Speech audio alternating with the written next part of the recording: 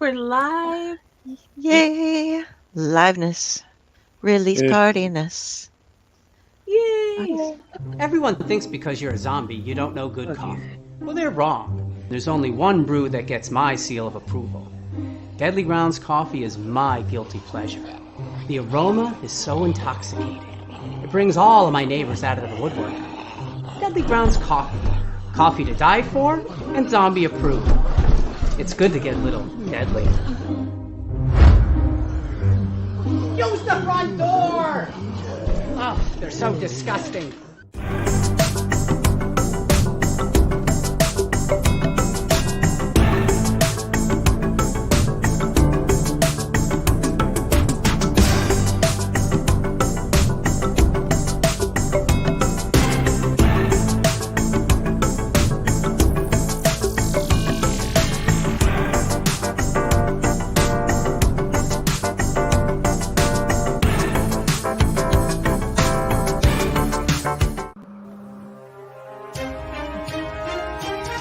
The Dorkening and all affiliated shows are not intended for anyone under the age of 18.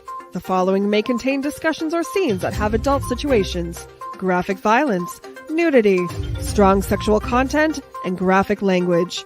This show is intended for mature audiences only. Viewer discretion is advised.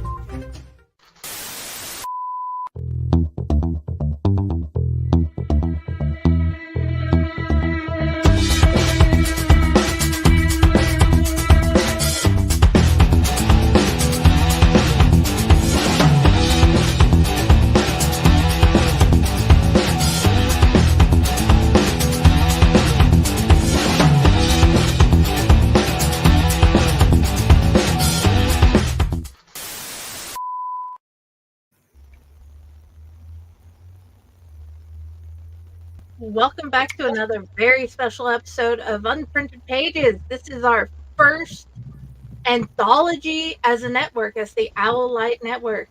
We have so many amazing people here with me today, and all of us also have me. Awesome! No, also you. Always one of the most amazing storytellers.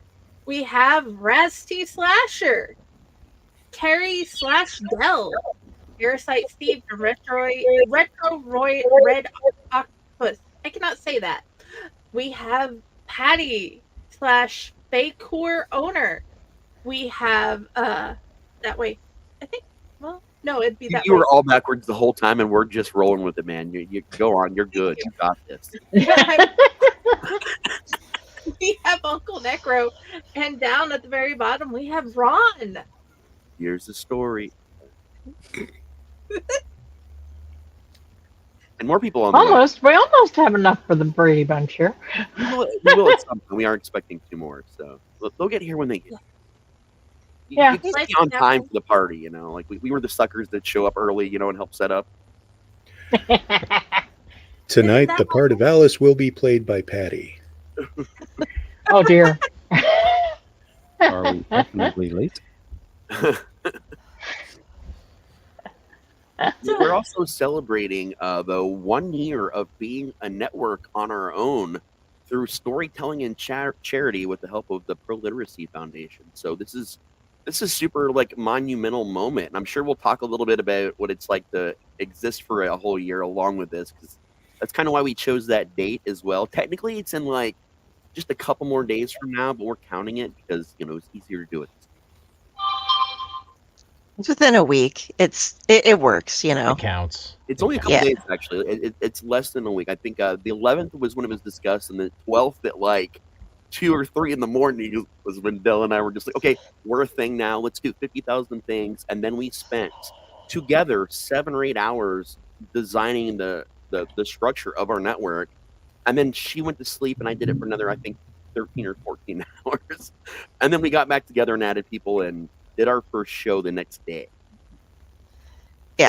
So it was a whirlwind scenario that just kind of hasn't stopped yet. And we squirreled half the time. That's why it took us the extra 7 or 8 hours to put things together. It did, and I think our first show was an Allied Society, if I recall correctly.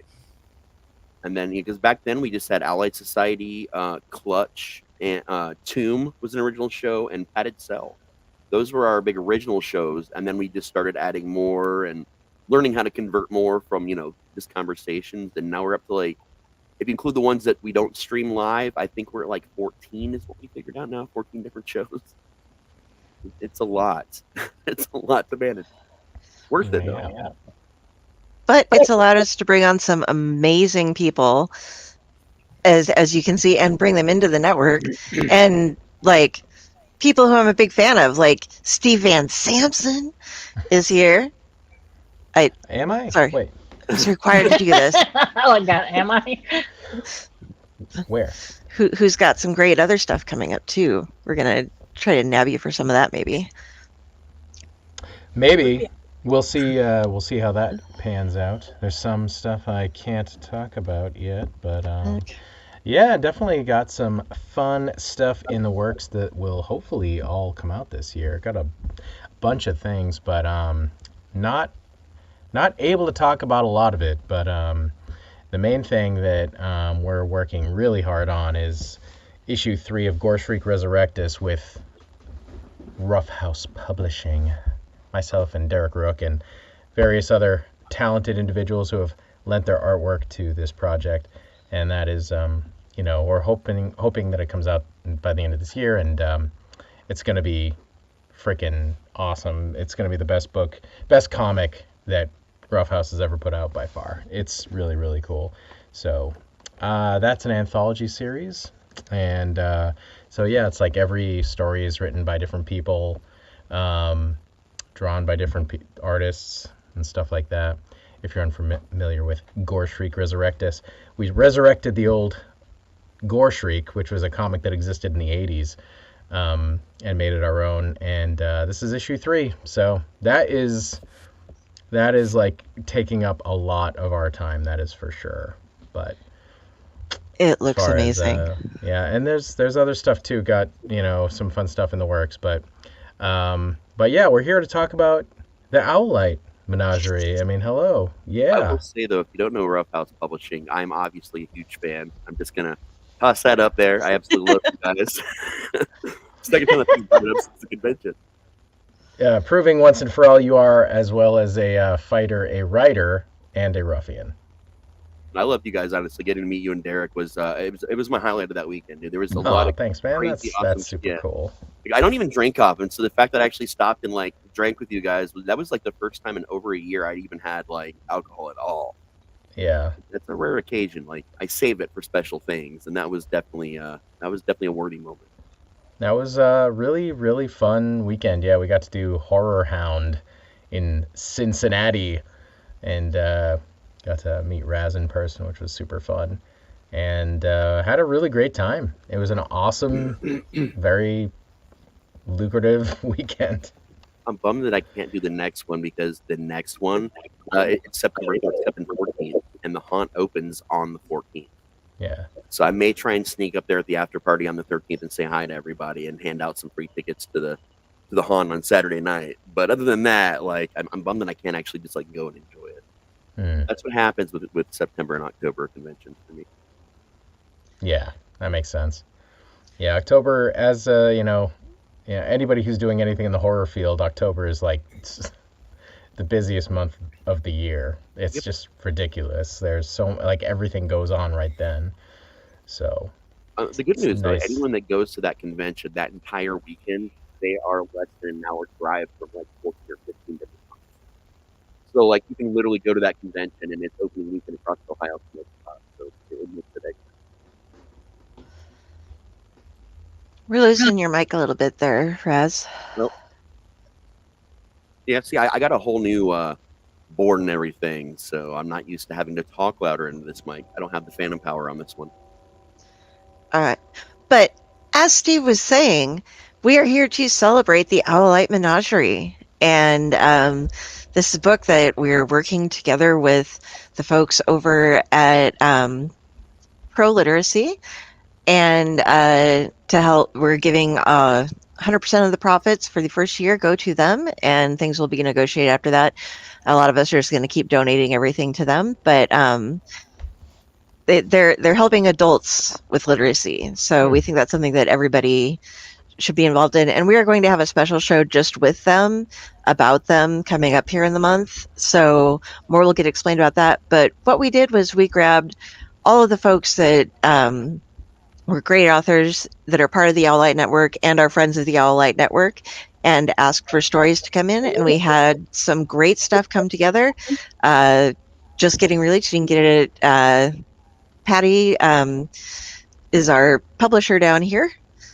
She's the owner of Fae Corps Publishing. And where are we all up at now, Patty? I think I've got it up just about everywhere. The hardback is still in limbo. I got it up on Amazon, but it's in review, so it might take a day or two for it to actually go live. But everywhere else should have it now. The best way to find it is if you go to Books to Read, Light Menagerie, you'll find it. But everything else, I'm pretty sure it's gone live on. I need to go and double check that, but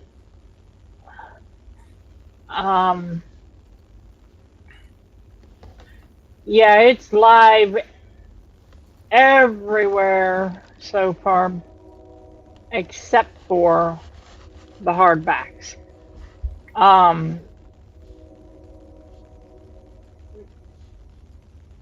If you want to get it, Google Play, it's live there. It's live Barnes and Noble. It's live everywhere. So Great. We've got a little ticker there at the bottom of the screen for you. Oh, I also just put the link into our chat, so you'll see a lot of that pop up. And we do want to mention that 100% of our proceeds for a year are going directly to the Proliteracy Foundation. We're not taking operating costs or literally anything at all. It's 100% of every book sold. and that's from not only their point of view, but from Fae Corps as well. It's a group project. Yep, it's a big group project with Fae Corps, with us at Ally. Technically, also the Dorkening. If it weren't for the Dorkening, we wouldn't even be here at all. So that's special for us, and it's also from all the authors because, like we said, everyone that's got a story is either a co-host or has been a guest, with us and made a difference in the storytelling world in some way. So this is it really is a giant group project that we've been working on trying to get this off the ground with. And Proliteracy themselves, they did a lot with us in the background, and you'll see a lot more from them and us like for the next at least month or two, I'm sure. Yeah, we're going to work real hard to get this book out to you guys and try to get it represented wherever any of us are going as well. We'll get stuff going up. But yeah, who would like to introduce and explain a little bit about how we got everything going?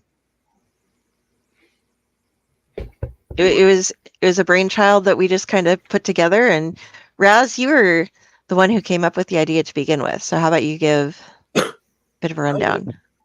So, I had this thing I do. Every time I do a big project, I loop in a charity. I've been doing this since my late teen years, so for more than 2 decades. If it's a movie, I loop a charity, and I've done books with charities. I get to do a lot of charity anthologies with Patty as well, which it makes me very happy every year getting to do that. But it was always a way that I could find that even if I didn't have the time to give back, like the time to go volunteer or the time, the money to donate immediately, there was things that I could do to still make a difference. And I always pick a charity every time I do pretty much anything.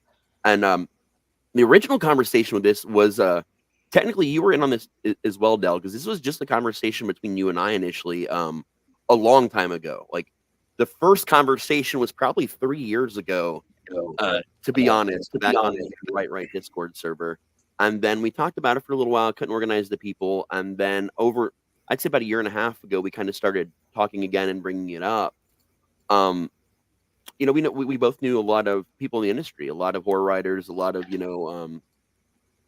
speculative fiction writers, and it just seemed sort of like the natural way to go with it. And then when we got the network together, you always do those things when you do a project with a big group of people, like a whole podcast network. You sit down, you talk about, what's my year goal going to be? What's my short-term goals going to be? What are the, in 10 years from now, where do we see ourselves kind of stuff? And like the first thing that Del and I wanted in our initial conversation was, within that first year, we want to do this. We want to write, stories with the people we care about. We want to make cool things with cool people.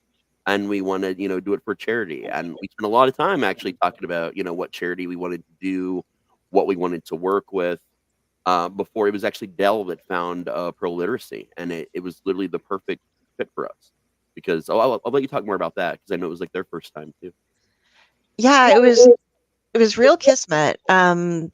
We initially were looking at all the different literacy foundations that we could donate to. We did a first attempt to do something for children's literacy, and it was a program that gave kids, they had libraries of ebooks and stuff that children would be able to get, and did a lot of projects. But as we're slightly more adult themed, they were like, we really appreciate the offer, but you're a bit much for us, but so you might want to try somewhere else. So we went ahead, and the next one I looked up was Proliteracy, and they have just started their program with doing things like this. And so when I contacted them, they were like, we haven't even started contacting people that we have this. And I'm like, oh, well, I looked up on the internet, and found you guys. And they're like, she was just hired this month to start running these types of projects, so it worked out really, really well, because we approached them and had stuff going. So they were just like, we didn't know how to go about figuring out who to invite or anything like that. So thank you. And we're like, yes. So this is the first time around for all of us working with this. We're going to, it's a starting point for both of us on the side of us sharing things with a charity, and with this particular charity sharing for us. So we might have to learn a couple things along the way, but I think it's a great way to get to doing it. And I love supporting adult literacy.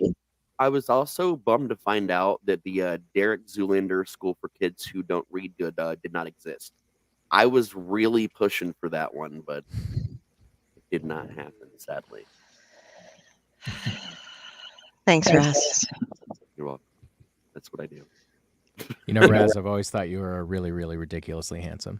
Oh, thank you. I appreciate it. That's why I had to do the blue steel for that picture. That's my brother, so.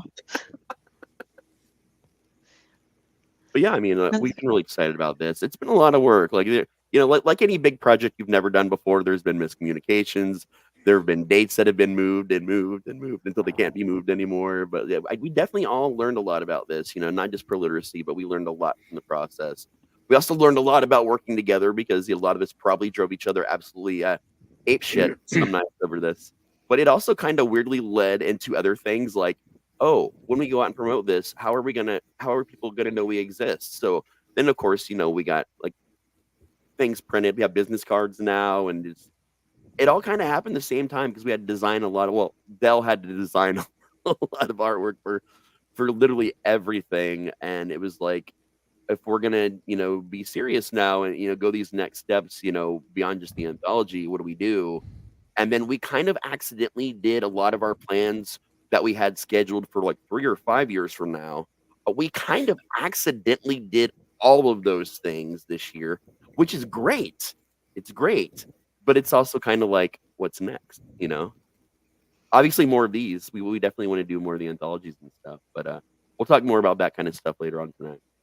And we have some people, their first time being published is in this book.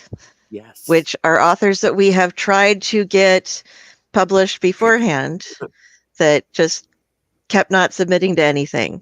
Go Necro. Logan. Yeah. Nobody that I'm trying to pick on here or anything, but yeah.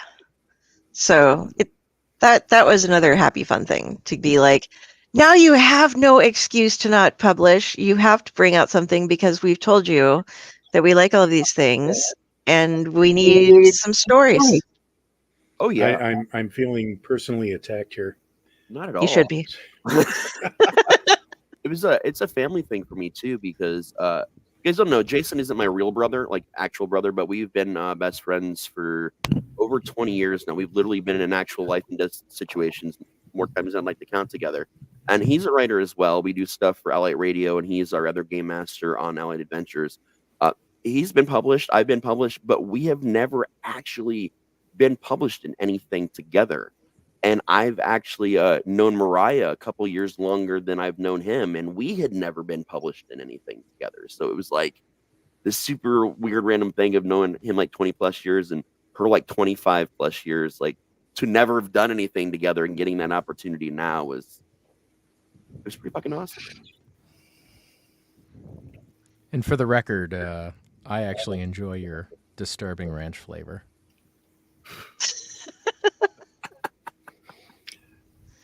I really don't actually find it that off-putting.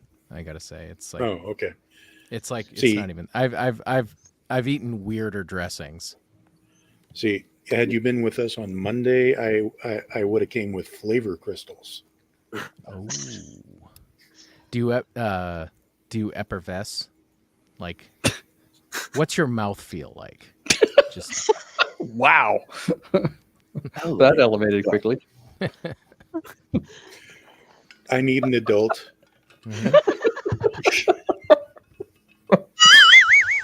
Yes, the newborn. You ain't finding one of those here. None of those here.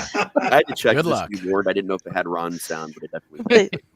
I've never been asked that question. I should use that in daily conversation. Yeah, myself. can't say that again. Can't say that again. I'm going to use that from now on in all of my interviews. So, what does your mouth feel like? What's your mouth feel like? I think in job interviews that should just be a normal Sell your part mouth of to discourse.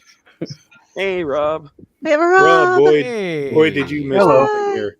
Good. It's my old buddy, my old pal, Rob Smales. Hey, Steve. Rob, what does the inside of your mouth feel like? You said that wrong. I'm not He the one said to it ask. better. I do wish Rob was here for that question. It would have It's a made party, him but very not that uncomfortable. kind of party. I mean, it could be, but I feel like, yeah, it probably shouldn't. Yeah. I don't know. Well, okay. Steve, Yes. what does the inside of my mouth feel like? That's not even the question. He said, Buddy. "It's what's your general mouth feel like? What is it just? You know, when somebody puts you in their mouth, what does it do? You're not making the city better. I'm just You're not. just asking. I don't even need to know. I don't care. That was just what we were talking about. Because Uncle Necro's headline says now in disturbing ranch flavor. That's And right. it snowballed. Spiraled out from there. Snowballed. It's It's very snowballed. You came at the. In other words, you came at the perfect. I came at the wrong time. I came at the Came at perfect time. time. Perfect. Yes. So, how's the milk duds level going, Rob? I'm trying to cut the milk duds down. I'm trying to cut them out. They're just down. How many milk duds do you eat in a day? It depends. I mean, do you keep count? Do you make a hash mark like on your wrist every time you eat one No. to make yourself No, feel bad but by the end of the day? In the little town in which I work, so I like milk duds. Anybody knows me knows I like All I'm milk- really trying to say here. Yeah. No, there was a The whole. little town I work in ran out of milk duds because I bought them all. Oh my god! He did. This is a whole. They weren't near the CVS. They weren't near the Richdale. They weren't near the 7-Eleven. They weren't near the little hole-in-the-wall store that's around the corner from my route. There weren't any in town. And apparently it's because I bought them all. So are they all like 4 to 7 years old? These like they don't stock. They're like, we haven't stocked these. I don't know. In I years. didn't matter. I didn't care. Rob will. I know buy them. Kyle found some on Amazon. Hey, I did first. The Ally Network swooped in to save Rob. We started shipping him boxes, not boxes, but boxes of boxes. Wow. It doesn't count cases of milk duds. Just I started didn't showing up know at my that house. the Owl Light provided this service. This is maybe, I actually have a personal problem. Perhaps you can help me with. I've been searching for a candy for years now because it was a candy that existed in my childhood, and I can't find it anymore, but according to the company website, it's still in production. And that candy is peanut butter Twix. Oh, I They can get don't that right here. exist anywhere that I go. I have not found a peanut butter. About 5 years ago, I started to pay attention and look anywhere I went. Any store that sold candy, if it's like a CVS in the front counter, if it's like a candy store, if it's like, you know, a Five Below or dollar store that, you know, like nobody friggin' has peanut butter Twix. I don't know what the deal is. Apparently they're still in production. They still make them, but the only flavors I ever see are caramel, cookies and cream, and I think that's it. I don't know. But like peanut butter. So if anybody sees peanut butter Twix or knows where to find them, you can send me boxes if you want. That's So- all. I will accept them. Fun fact is they did get discontinued. Like about a year or two ago, they did get discontinued, but there was such a big deal that they've now brought them back. So And, that's happened like 4 times then. Yes. Yeah, this was like not the first time, but they are just now bringing them back, and they just started hitting stores again this year because they're everywhere. Like they're treating them like they got new packaging. Like they're treating them like they're brand new in Ohio. So they're And I know everywhere. that at one point they were renamed PB Twix, like in the maybe late 90s or early 2000s or something. And it was not the same at all. And people rebelled, and they're like, this is a lie. This is lie candy. Keep your dirty lie candy. And so they like had to go back, and they're like, okay, we'll make the real one, and they called it peanut butter Twix again, and it was the old formula because it's like that crumbly peanut butter, you know. Yeah, you can still get that version on Amazon. The big new one they're doing is the Twix creamy peanut butter. That's like one of the new ones. That's what I'm saying. I They need have- And I need those- the crumble. I need the dusty, sawdusty, crumbly. Yeah, those are on uh, Amazon. It's just like sand in your mouth peanut butter. That's what I need. Do you know That's how the they make that? mouthfeel that I'm looking for. the mouth. What's that? That it's the same as like in a peanut butter cup, right? That kind of. It is sort of For the similar, crumbly? yeah, but it was its own thing too. I don't know. Oh, I know. I like them. If you want to make it at home, something similar, it's basically just peanut butter with powdered sugar mixed together. I know. Nutty bars. Rob's like, yes, I make this. Yeah, they just helped me find a candy from my childhood the other day. It was Brock's Chocolate Stars, and I don't know why, but they were like a huge part of my 80s and 90s.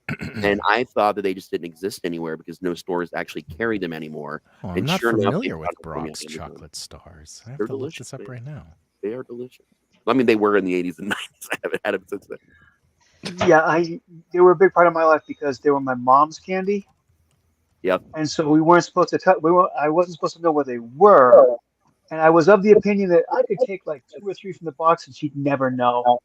But if you take 2 or 3 from the box every day for a week and the box is empty, she knows. That's what happened to Gotcha. me and why she started buying me my own. That's why I didn't touch her. So yes, one of the projects or one of the services that the Owlite Network does provide to its members and friends is the finding and procurance of childhood candy favorites. Yes. That's doing God's work right there. That's wonderful. You guys are Oh yeah. really amazing.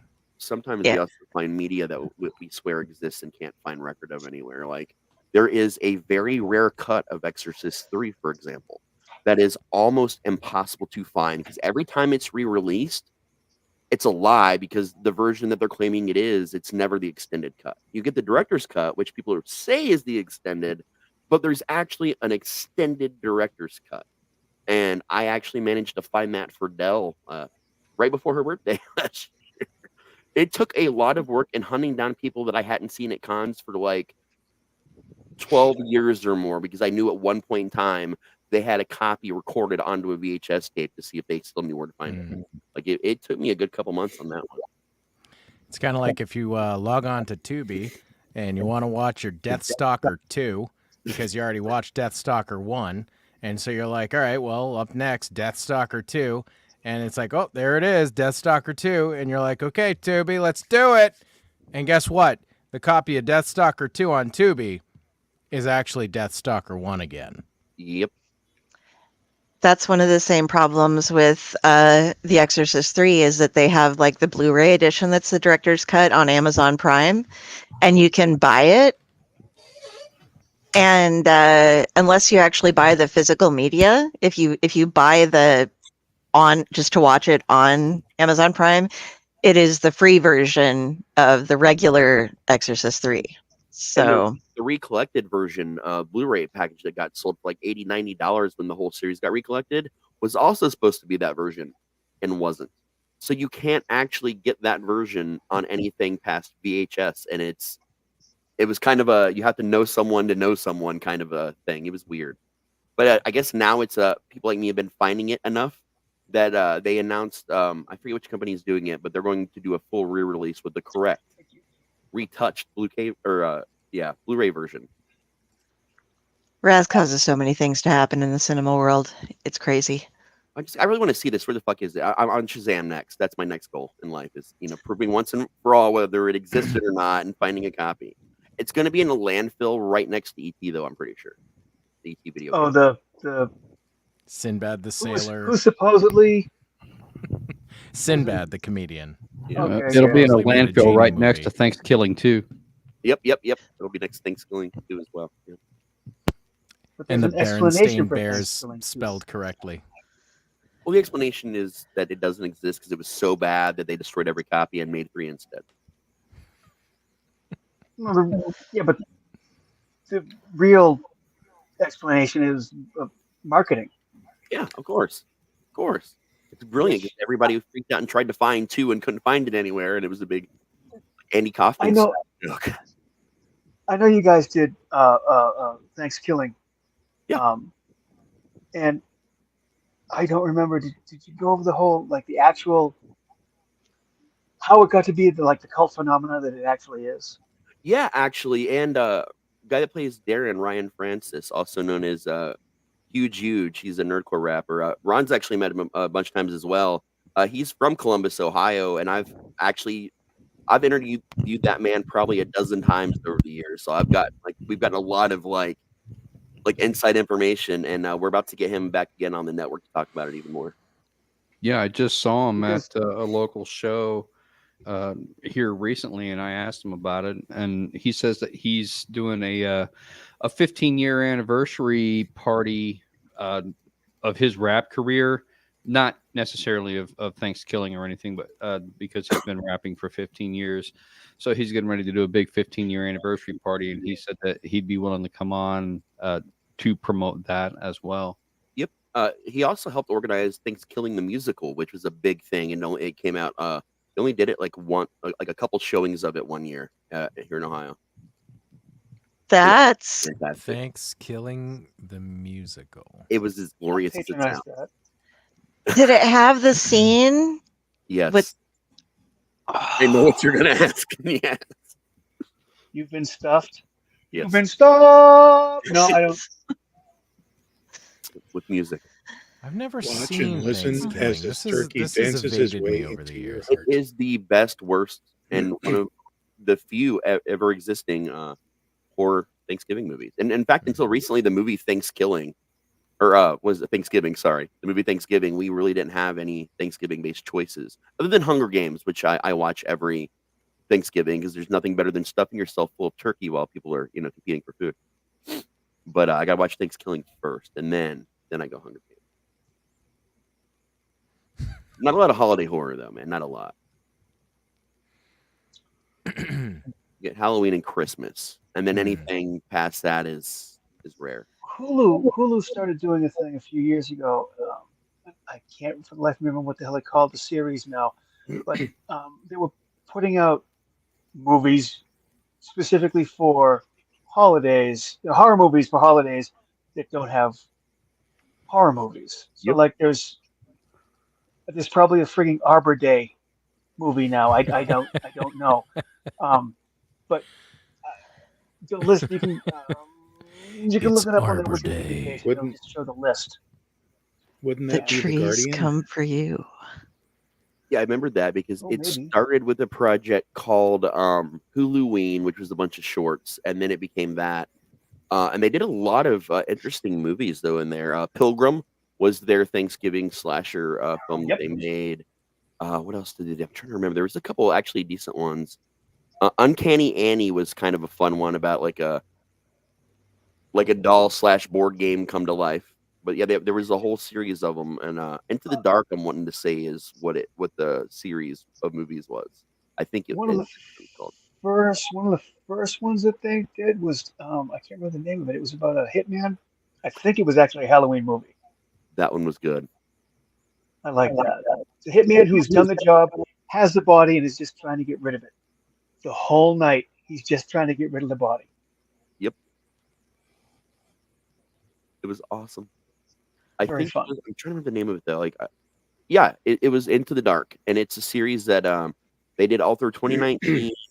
They did, and they brought it back a little bit in 2020, and then dumped out like one more in 2021, and then cut it. And they did it. It's something they did in conjunction with Blumhouse. So they're all like full feature movies, and they're pretty interesting. Yeah. So when we were talking about candy, though, we skipped over Jenny's Well, we did. Yeah, we got to talk about that too. because it's something I've never heard of. Buckeyes. Okay, I'm pretty sure Rob knows. Basically, it's the crumbly peanut butter that is made with the powdered sugar and everything, and then it's covered with chocolate up until like just a tiny bit where you can see the peanut butter. And they're called Buckeyes. But when you started talking about the powdered sugar and the peanut butter, that's what came to mind. I didn't never heard of those. find No, I Buckeyes never heard of that. because they're an Ohio thing. Just so you know, like there's a non-Buckeye name for them that's a different name, but like we call them Buckeyes in Ohio. They're like the biggest dessert. Every candy shop in everywhere in Ohio makes them fresh. We make infused ones here at home. Oh, these look so good. And I'm not a peanut butter guy, but I actually really like these. They're not Buckeyes, but every year my mom would make me peanut butter balls, and the only difference is that they're a full dip, Yep. so it doesn't have the blank spot at the bottom that makes the eye, where the peanut butter shows. Yep. And it got to the point she's getting older. She decides she doesn't want to make them anymore, so she actually bought some, thinking I would not know the difference. Are you kidding me? I'm not going to know the goddamn difference. I opened them up and I had one bite and said, "What the hell is this?" It was not the Christmas delight she was expecting. And I can't believe you did. So I started making them, and now she got out of having to make them. It's a year-round thing here. Like every grocery stores make them fresh. Even like it's a year-round thing. People go nuts for them here. Like people will come in from other states and buy like dozens of like boxes of these things just to take home and pass out to people. It's not a big thing here. You have to find an older person to teach you. Yep, that's it. It's like one of those candies. It's like it's an older candy unless you're here, and then it's the most popular candy in Ohio. Period. It's the one thing you can walk in anywhere and say, "Hey, you got any Buckeyes?" And it could be like a store that would not normally have Buckeyes, that somebody could just be selling them for charity or for some weird. It could be like a porn store, and they're like, "Yeah, we got Buckeyes." Actually, I'm not gonna lie. That does happen downtown sometimes. Buckeyes at the porn shops. Like, what do you think? We're savages here? Like, of course we have Buckeyes. It's one of those things that if you were to make an Ohio welcome basket, one of the first things you would see is probably a container of Buckeyes, and then just a ladle full of Skyline chili on top, right? No, I fucking hate Skyline. I've lived here in my life, and I fucking hate that chili so much, like so bad. Brooklyn, my daughter, as you know, loves that shit. Like she eats that like it's going out of style, and every time it's even being heated up, and I can smell it, I just got to leave the area. I got to. It's so like I had never heard of it until you guys were all telling us about it, and there were other people at the con that were telling us about it too. And we're from Massachusetts, so I have no idea what this is, and it sounds kind of gross, but I'm always intrigued by like local favorites, and whatever like a regional, food is or something like that, and it's like so it's chili, but it has cinnamon in it, and you put it on a hot dog with spaghetti. Yeah. Yep. Yeah, that sounds disgusting. It's one of the ways. But Yeah, you, with or without. I would try it. Like I would try it, and the only reason I didn't try it is because we had a 15-hour drive home, and that sounded like a dumb thing to do. It would have been a very dumb thing to do. it's So the we kind didn't of do thing, like that. you don't know how your stomach's gonna. If you haven't had it, you do not know how your stomach will handle it. I've seen first timers eat it and like take to it like fucking fish to water and had no problems. I've seen people get like half a coney in or just a plate without the hot dog, like the actual chili spaghetti, eat it, a couple bites in, and just run straight to the bathroom and be in there for an hour. So like, you can't tell people like, hey, you're about to go on a road trip. You should have this. I also will say that 50% of the people that I've heard talk about Skyline chili have loved it. Yeah, I mean, the other 50% despise it. Yeah. There's no middle ground with it. There's just none. You don't know how you're going to react. You'll either love it or hate it. There's no, I kind of like it. It's right. And we have a couple different. It's Skyline and Gold Star, but it's still Cincinnati chili. But it's weird. And like Bengals players, when they win, will fill their helmets full of it, and it makes me want to die inside. I mean that sounds like objectively too much chili. I mean, just of any chili, really. Just that's just like a lot of chili for one, human. It is, but they're gonna have to throw that helmet away. You cannot get some Smales out, and that's one. Put that back on. Oh, they're man. They're encapsulating that with like like vinyl or something and putting it in like a museum somewhere because no one's ever gonna wear that shit or let it escape into the public. Head sweat and chili. Yeah, the whole game. Like when they win in big games, seal it in epoxy. That's all you can do to save the world from that scenario because it's a bad one. See, in Nebraska, we serve chili with cinnamon rolls. It's a thing. Yeah. And then Alton Brown showed up, and he was like, "Okay," and like a bunch of different places when winter hits sell chili and cinnamon rolls. And so he showed up one time and was like, "Okay, I'm going to try this," and he got the wrong kind of cinnamon roll because I love Runza, but they're their own thing. You do not get the chili and cinnamon rolls from them. You get the Runzas from them. Right. But you need to get the big fluffy cinnamon rolls with the white icing on them, and they sell the ones that are more like a brown sugar coating on them. And then you have chili. And you can kind of dip if you want to, but you just eat them together. But he was like taking the wrong kind of cinnamon roll, cutting it up into pieces, and then dumping his chili on it. I'm telling you, I think that's and how we're just like actually happened because like Ohio has made and invented some amazing things that you guys use every day and you'd never even know it came from Ohio. But we also have this thing of like Ohio-fying shit and just doing it terribly. And I think they just heard, oh, Nebraska does this thing. We should try it. And I think someone just went to Cinnabon or whatever the old age equivalent was and just threw it in a bowl and mixed them up with some chili and ate it. No, Cinnabon's actually been around since the 1700s. Has it really? Yeah. Then they probably stole shit from Cinnabon and just put chili on it because it's probably Wendy's chili or something too, I bet you. Yeah. Hey, and how do you know? Guys. Oh, yes, dear. Oh, sorry. So there's this ongoing raging debate that I'm having with my friend Brian that Krispy Kreme donuts are not true donuts. That he's saying that they have to be cake based to be a true donut, and I'm saying it's in the name, dough nut. It's dough fried. It's fried dough. Cake based are a type of donut. They're not what a donut is. Right. So he's saying no, Krispy Kreme are not true donuts, and I'm saying don't be an idiot. Yes, they are. And then you guys fought, and there were kicks thrown, and it got ugly. Oh yeah, and we got naked. You hate to see friendships ending over semantics. You hate to see it. Over donuts. Hinata quite enjoys a good glazed Krispy Kreme. I found out the other day when I had one, and my cat has been voraciously stealing my food, and like just like she'll just jump and bite it and grab it off whatever I'm eating, and I like a donut. I'm just holding it, and she like grabbed and like pulled a full third of a donut off of it and just like took it, ran, and sat down and ate like nobody's business. She scarfed down that fucking donut.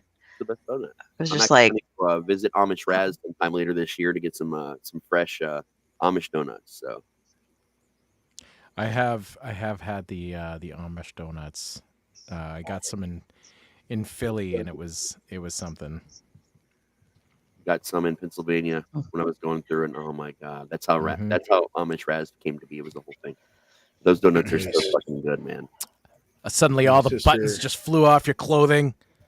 Oh, And did you're I like, fell in love that anthem? I'm in. That Amish woman, she was gorgeous. That just sold me those donuts. She really churned my butter, dude. And I just want you to know, I cheated on you in my head and formed a whole new life where I married her and we raised goats and made donuts, and I was the Amish like area storyteller, and that's just we retired in Group Hot, and that was my whole life there. So like, That's beautiful, man. it was, and I think That's about beautiful. Amish Raz sometimes. Every time I think of donuts, and I just smile to myself, like that guy's living the life, man. You're giving me a craving, guys. Serious craving. That question about, are these certain types of donuts? That sort of reminds me of the another useless argument that comes up every single year online, which is, what makes a Christmas movie a Christmas movie? That comes up every year. Like,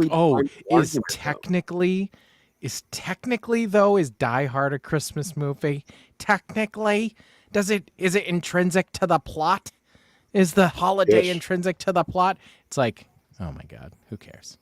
And that is a big thing, though. Like the holiday has to be intrinsic to the plot, but in Die Hard, it actually was, because only during a Christmas party specifically for a company that large would security be that fucking lax and people just literally be paying that little of attention.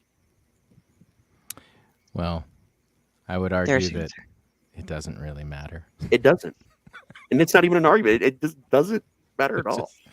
Also, the writing of ho ho every year ho comes on up. that guy would make no sense. I'm going to make a Christmas book next year, a horror Christmas novel that has absolutely nothing to do with Christmas, except for I'm going to put it out around Christmas and just be like, this is my Christmas horror. Just to prove a point. There you go. And one character in the background is a Santa ringing a bell, and that's it. That's it. Like for 5 seconds. Yep. Santa Gremlins? Jaws. There you go. Gremlins, definitely a Christmas movie. Gremlins, absolutely my favorite Christmas movie of all time. For sure. Wow. Yeah. I love me some Joe Dante. Fuck yeah. I love me some Jack Dante. So Death Machine, totally not a Christmas movie at all. It can be if you believe in it enough. That's all. Joe Dante's career launched by, like a million other people, launched by Roger Corman. Yep. Who we just lost last month. Oh. Yeah, dude, I'm still not recovered from that one. Yep. Whereas Dante without says he made out without Roger, he wouldn't have gotten his start at directing, because he did Piranha. It's just a favorite of mine, actually. The original Piranha, like the whole series, is a huge favorite. When they redid them, I was like, okay, this is fun, and it was fun, but it missed a lot of the heart. It was okay. Yeah, I think the remake of Piranha was more like you're watching it for boobs. That's really what they thought you were watching it for. It's like, let's show all of them. Yeah, let's just. It's like, okay, no, these are nice, but like, isn't this a movie about like killer fish though? Like, is that maybe? And tourism. Although there was one really good kill where there was like a lady who got like caught in the open motor of the speedboat. She was trying to get out of the water. Everywhere. That made me laugh. That made me lol. Yep. I lolled. So you're getting an idea of what the authors of this book are like to decide whether or not, do you want to read this or not? And I think what you're saying is, oh yes, with these minds behind it, I definitely need to get my hands on this book. Because if these are the things that they just come up with on the fly, what is it like when they plan stuff? When they actually take the time to write something down and then maybe look at it again before they send it out. Yeah, I've been in parties that also have involved heavy drinking and all kinds of other things, and like making people play bingo, just different fun, also fun, just different styles of book parties. There's all kinds of different things people do. Us, we just get together and talk about random bullshit. Ta-da! But yeah, I will say the stories in the book were not quite as random as the bullshit that's going on the screen. Good. agreed. Good. Agreed. That's excellent news. Well, my next story is now going to be about the haunted Buckeyes that Nice. you can purchase. I mean, we did have a theme, and our theme was Owlite. that was our whole theme. That whore. What Owlite means to me. What does Owlite mean to you, Steve? What did Owlite do on its summer vacation? What does Owlite mean to me? It's a group of super cool people just doing their art for art's sake and being cool. That's what I think. All right. Celebrate all those indie artists that we know and love. It's actually our Bringing way of them to the masses. by Nickelodeon. That's why Owlite exists, because it means it's a literary way of saying midnight. And we started everything as our campfire thing. The Owlite Society that we do was the first thing Del and I ever did years ago, and we wanted to do the Midnight Society, but we didn't want to be sued, so we're like, oh, Owlite, and then it just became a whole company. Nice. Not being sued. Excellent motivation. Yep. And now we have more owls than we know what to do with because everything is owl themed. You would not believe how many things out there you can get with owls on them or made from owls. And or I somewhat enjoyed owls. Like I never thought the owls would be owl my artisans. You can find things at random thrift stores like this, just randomly sitting on a knick-knack shelf for 50 cents. Just the place is full of random things. I find, oh, this has an owl in it. You must want this, and people just give me owl stuff, and I'm like, oh yeah.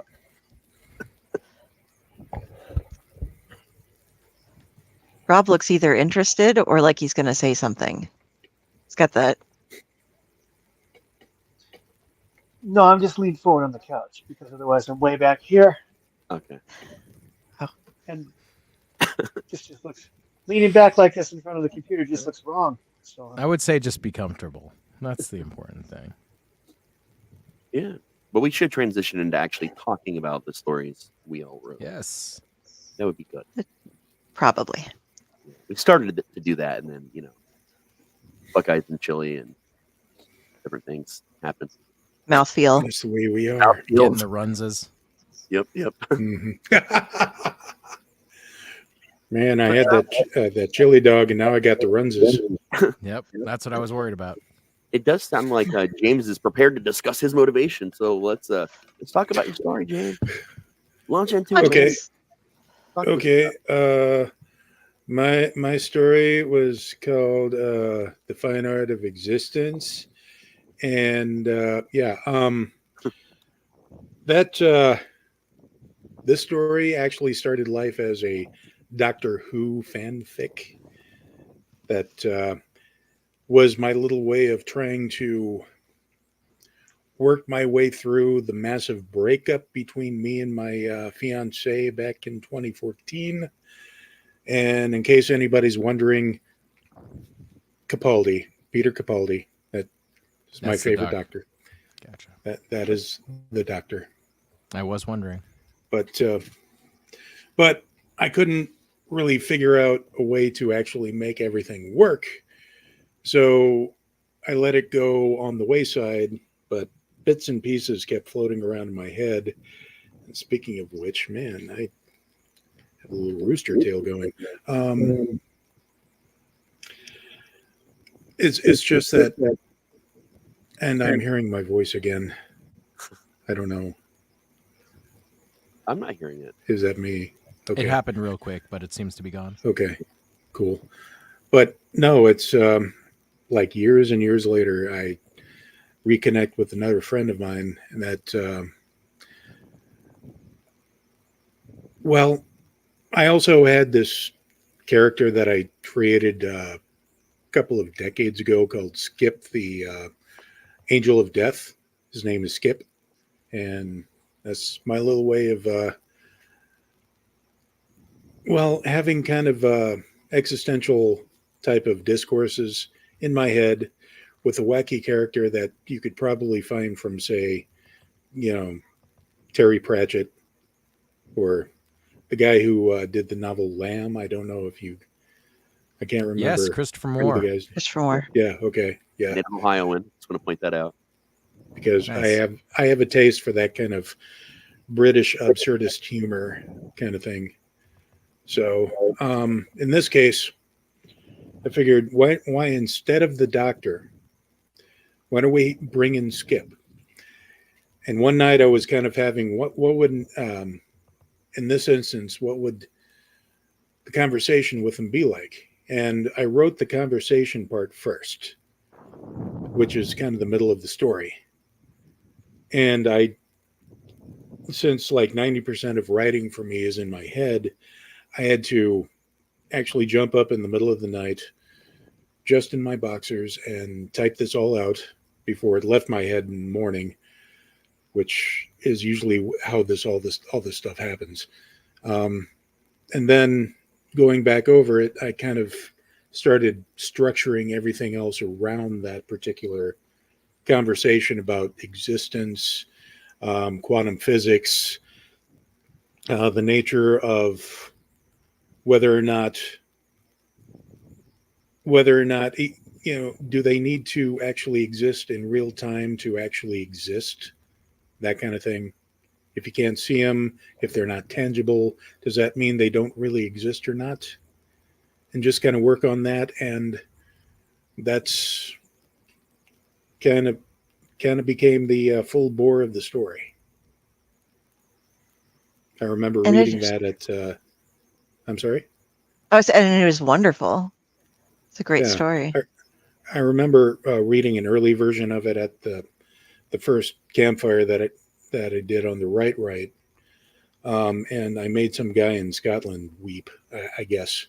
So, just with the ending, because I don't believe in happy endings. So, that's awesome. Yeah. It's a good story. You guys are going to enjoy it when you buy the book and read it, because you definitely want to. Especially when you buy it in hardcover in a couple of days. Oh, yeah. Yes. But yeah, James has a wonderful story. It's very tragic, but it is very existential too, which falls into, I think a lot of our stuff has some bit of speculativeness to it, I would go into. It's not exactly all horror, which we're kind of a horror-based network, it seems, most of the time. And a lot of people that we talk with write horror, but a lot of these had they were horror, but there was a lot of speculative fiction in this one. So I think you guys are going to love it. I think the thing that a lot of people don't even know the term speculative fiction. I know a lot of writers who have never even heard the term until like someone just brings it up. Speculative fiction covers a lot of ground, from horror to sci-fi to drama to even a little bit of YA to a lot of things in between, and it blurs a lot of lines. On Allight, we tell stories, man. Sometimes it's a story about the time we accidentally stole a cop car at a donut restaurant. Sometimes it's a story about someone's home being haunted or whatever it is, but we tell stories. We don't always label the stories, so they kind of go where they're meant to go. And that's the cool thing about storytelling. So when we get together to do an anthology, you can expect that hard horror like lean, but you're going to get everything in between too.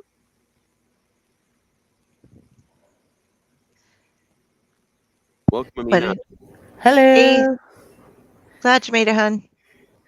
I made it. We're fixing the break on.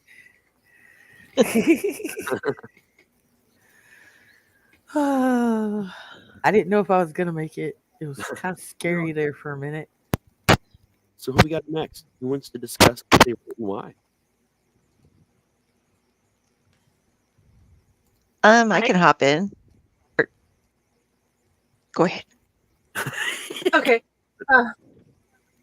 Mine started as a mesh of stories my mom told about when she was younger, and a couple of things I heard as I went on from other stories as I got older.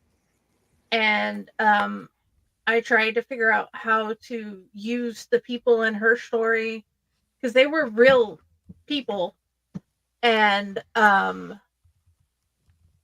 they I didn't want to name them per se, but I used the names of a whole bunch of wonderful friends here.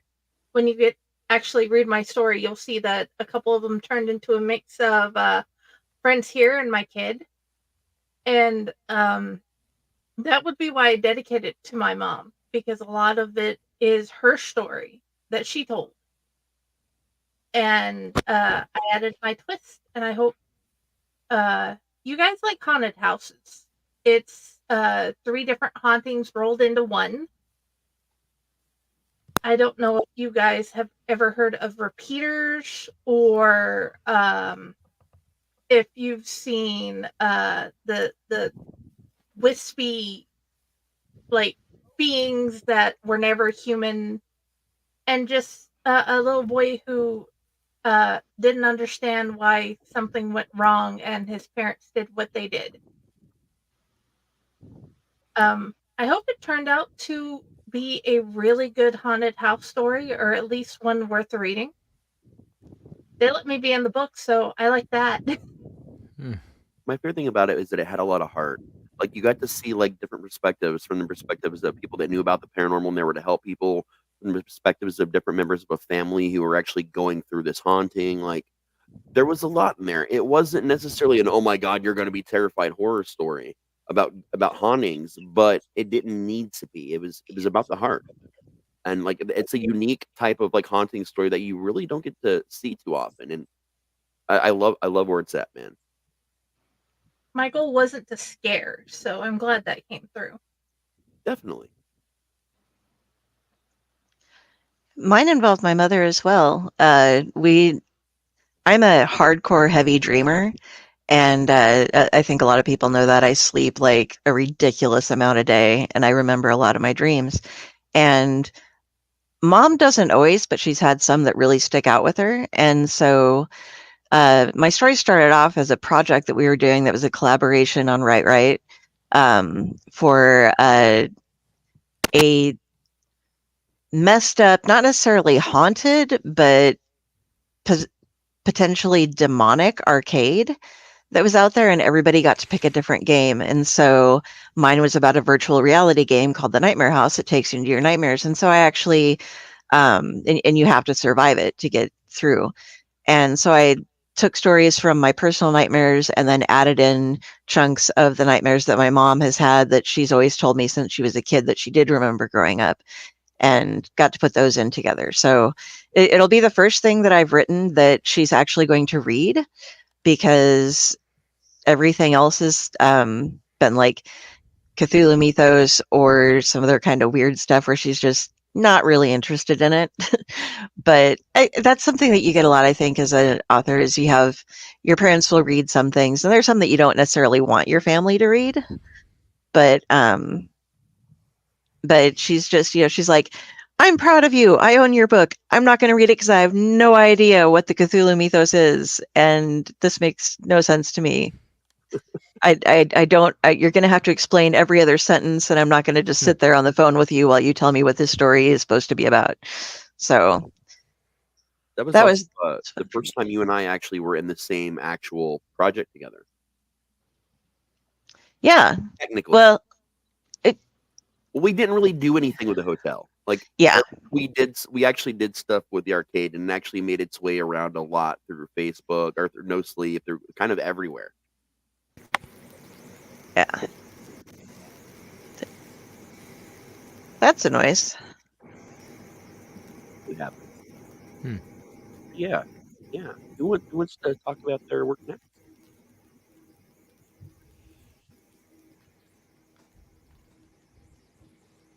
What about you, Ron? What about me? What would you like to know? Tell us a little bit about, like, what your story is and why you wrote it. For this anthology, the story that I wrote is called The Owl and the Mouse. When I found out that Owlite was doing an anthology, I wanted to do something for it, to submit to it, and I wanted to keep it in theme. So I tried to think of what could I possibly do that's in theme. So I thought, let's make it on the nose, and we'll make it about an owl who's hunting by owl light. And owls hunt mice. So he's searching for his nightly dinner. And while he's searching for his nightly dinner, there's a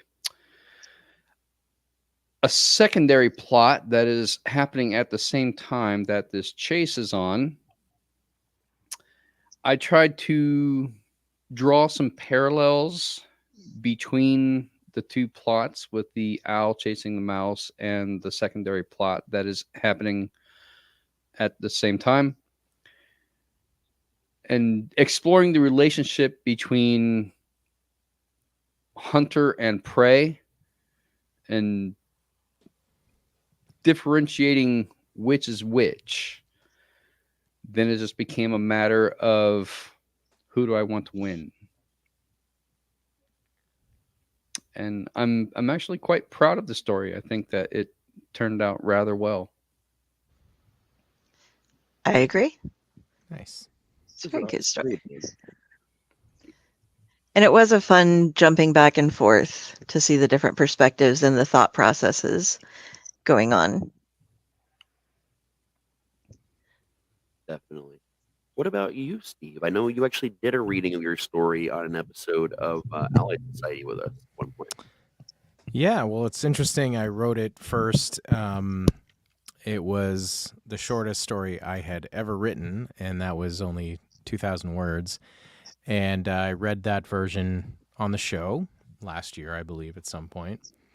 And my story is called Dusk Blue Camaro, and it really is tribute to my wife Christine, because she is the big classic car lover of the family, and that 69 Camaro is her favorite car. So I thought it would be fun to write a story about a 69 Camaro, and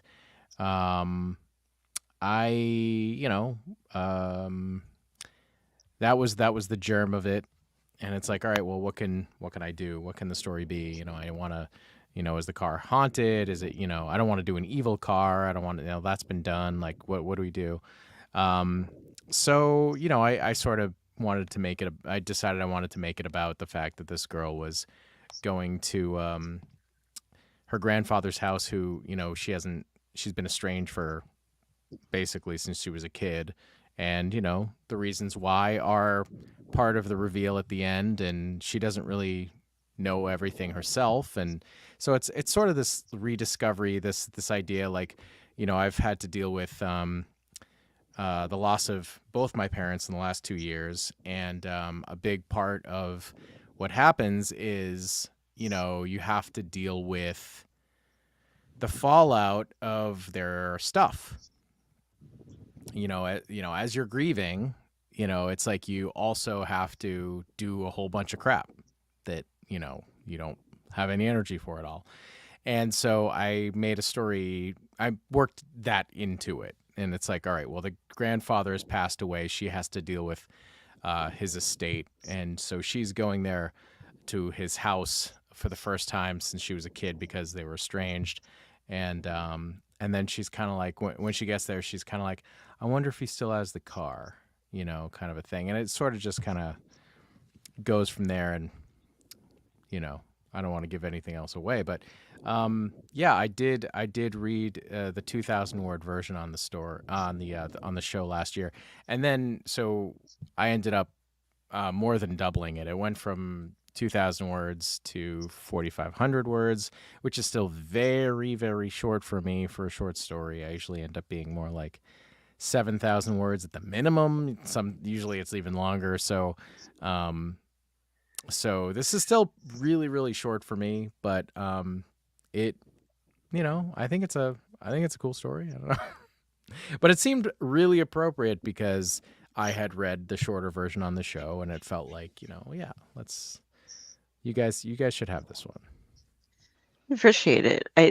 I do love how you get the nostalgia, going in that one too, and because it doesn't, it's a bit spooky at the beginning, but not so much spooky as more as just like revisiting, and you can tell there's the underlying current of something going on, but you also have that whole like, yeah, what did I miss? I remember doing this when I was a kid, but what's happened? What didn't I get to be a part of since Yeah, we it's were that idea of estranged and like stuff? revisiting a place that you have, you have memories of, but you haven't even thought about the memories in a long time.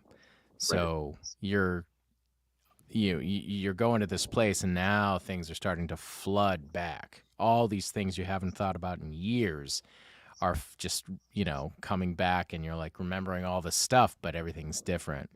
That was a long time ago, but you see a little hint of something. Oh, that tree, or oh, that bench, or that those pile of rocks used to be a fire pit, that kind of a thing.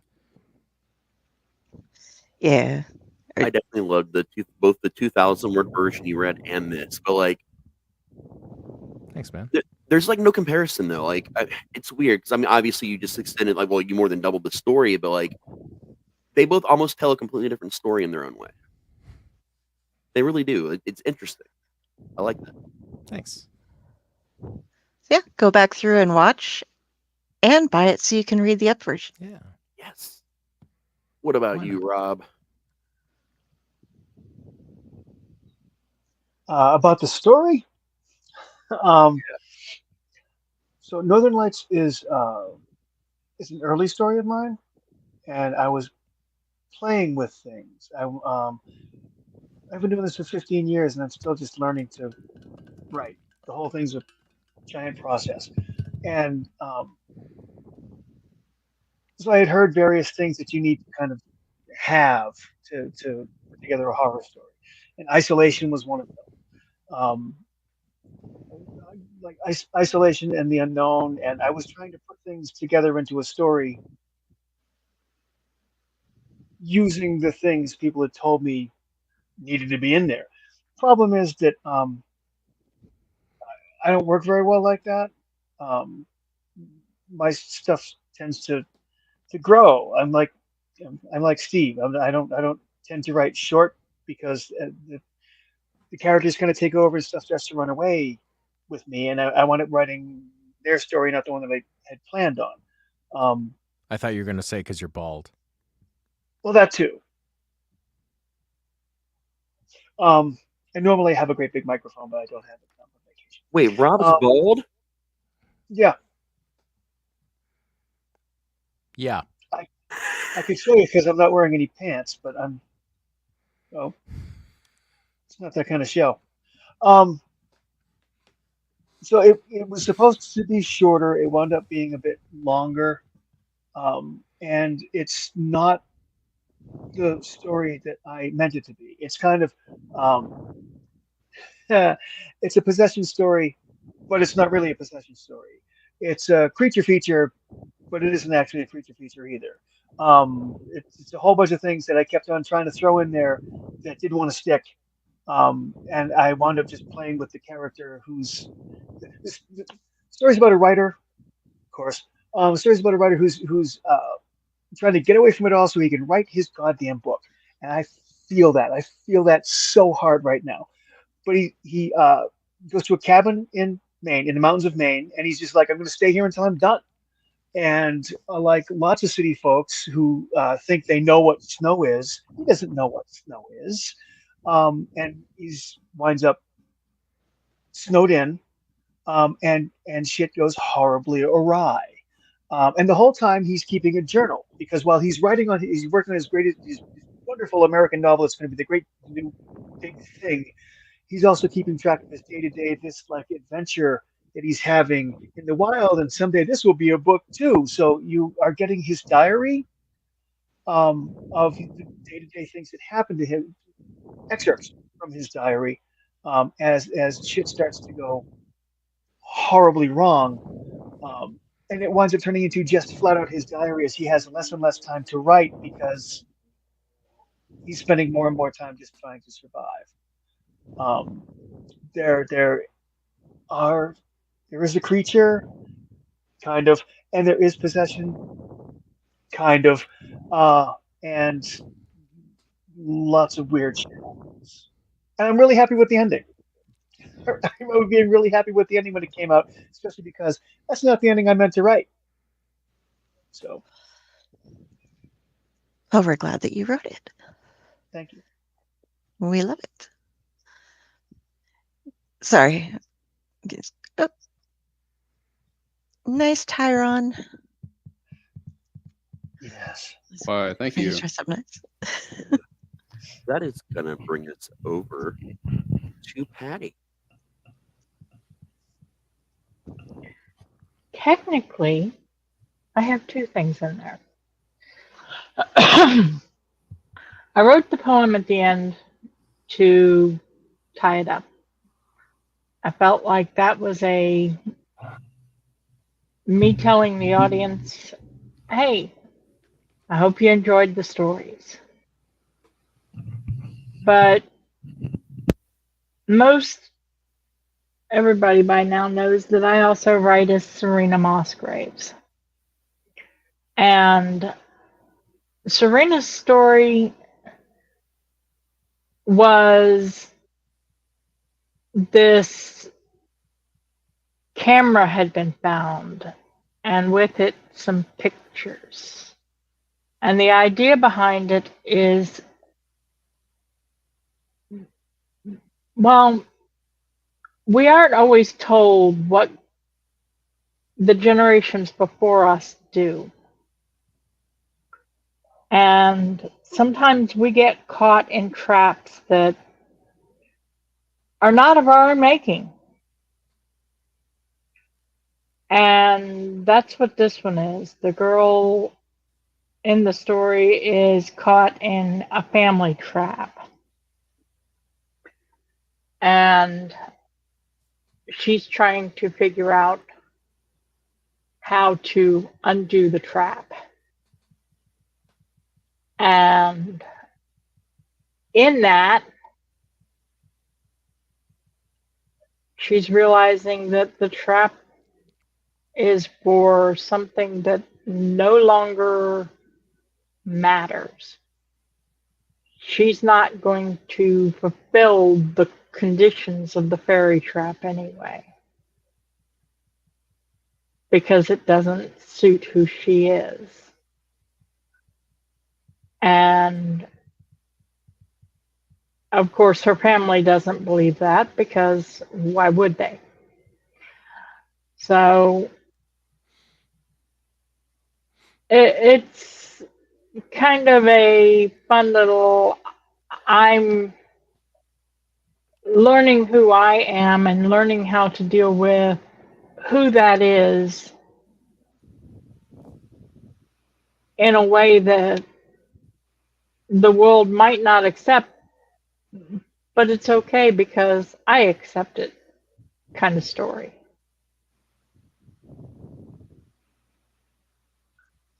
So.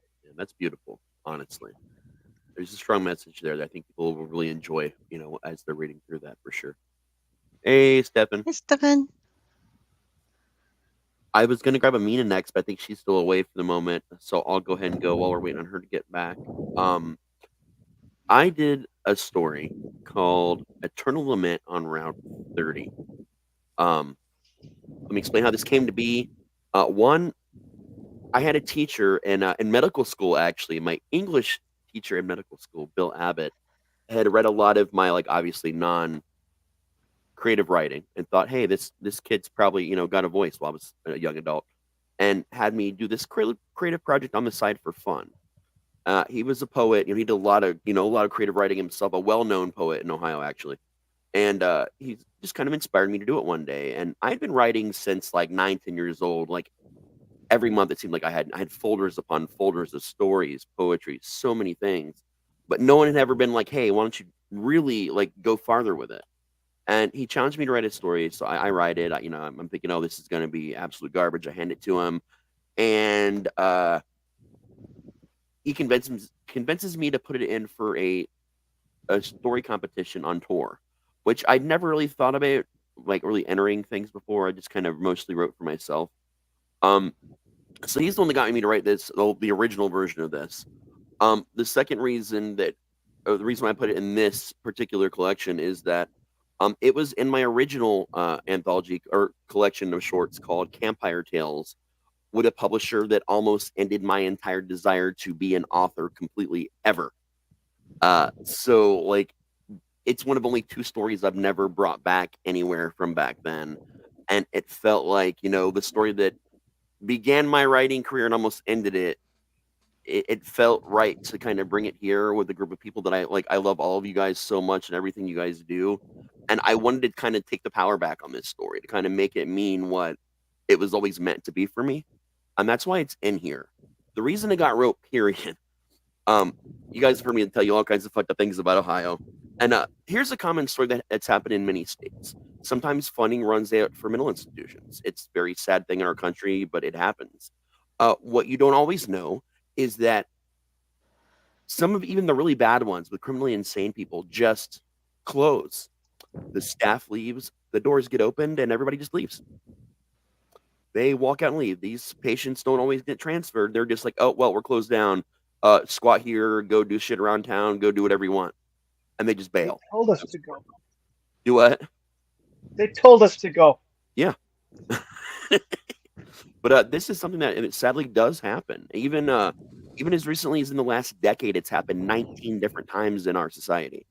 This was a particular institution called the States. It was at one time the most max facility in Ohio. Known serial killers had spent time here. Known Ohio serial killers.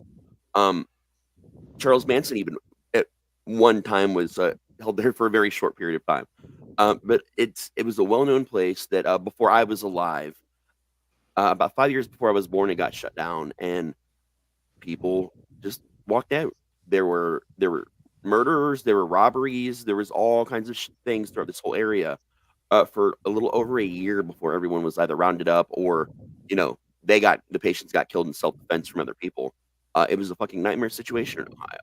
And we used to drive by this place all the time when I was growing up. My mom would point it out because she lived not too far away from where it happened. And so it was, it's the story that I grew up with. I started thinking about it. And this is sort of my version and like the way I built it up in my head, like how this place had to have been. It had to have been like nothing but the worst serial killers of all time. So I went through and I found some of the most notorious serial killers in all of history. And I renamed a lot of them, or I just used like a version of their name, and I collected them all in one place. But it's also about eternity. It's about, what happens when you die sort of thing as well. Because it was also right next to a rather enormous cemetery. So in my mind, everyone was ultimately buried there in the cemetery. This place, even abandoned, and it still stands and abandoned today, still has the razor wire, but the way all the gates were made does not look like it's keeping things in so much as keeping people out. It was just the way things were built a lot back then, and it always just kind of freaked me out. So this was it's one of my only stories that's not in first person, actually. Like my shorts are generally in first person, but it's one of those like right when I got started before I even really got into first person at all. So, but yeah, that's kind of the reason I wrote it and why it's here. Awesome. Cool. Ohio has so many weird things. The more you get to know Raz and some of the other folks, you're just like, okay, that seriously happens there. I mean, that happens. And I mean, no, this happens, globally. In New York before. I mean, it's the the healthcare for mental people, mental issues is disgusting in our country. But to know that even like within the last decade, still that, sorry, can't afford to house you. You're done. Just go wander off. But to know that still happens today it's alarming, man. Well, and you're saying that where it's they're housing the criminals and stuff instead of just, being a place for people who are trying to recover from different mental illnesses. We've had that problem here with they tried to. Yeah, they tried to convince our local place to house somebody, and they were just like, "No, we cannot take this person. We cannot control this person whatsoever." So, like normally when you hear these stories, it's not like the secure max ones that just get left to do whatever. That's a pretty rare case, although it has happened. I think it's 13 or 14 times in the history of our country has like a max security, and I think it's 8 or 9 of them were in Ohio. But it happens. But yeah, normally it's people that have had a hard time and they've been abandoned by their families and they've gotten nowhere except for this institution, and it's all they know for most of their life. Because we come from a world for a very long time. If people didn't like you, legitimately, if you were just the odd man out and people didn't like you, and you were young, especially, mental institution, we got nowhere for you. Or some people were born in one. Like that's a Or if common. you were born a woman and had thoughts. Yes. Yep. Orphan. Epilepsy. Yep. If you were just an orphan and the orphanage was full, mental institution. So like it was a stupid common thing, and people forget about that dark part of our history. But I mean, it's real. It happened, and when people like that get even people that weren't violent just get dumped on the streets like that, they become violent. They have the probability to. I'm afraid you have emotions. We're going to have to put you away now. You're either a witch or you belong into asylum. That was pretty much it for a long time for females. Which you read books. You can read. Which? She turned me into a newt. I call that a newt. I mean, look at Zelda Fitzgerald. She got F. Scott tossed her into the clink like twice. Yep. She wrote. I had this really amazing unwomanly thoughts. Yeah. I had this really amazing teacher. She did ethics when I went to medical school, and she was around when we had the giant flood in the 1920s, which ruined our entire city. Like parts of our city are still abandoned underground, and they just built over it. And she remembers what it was like to be like a child back then, and especially a female child, and what it was like to be passed between, the mental institutions, the orphanages. Like they would just bounce you everywhere. And my mother-in-law actually was also orphaned and grew up on what was called the farm over in Springfield. And it was basically like for wayward kids. And, like it was the farm. Like you went and worked on a farm and did all this stuff. But like every one of those stories ends in tragedy and abuse. Every fucking one of them. And it's tough, man.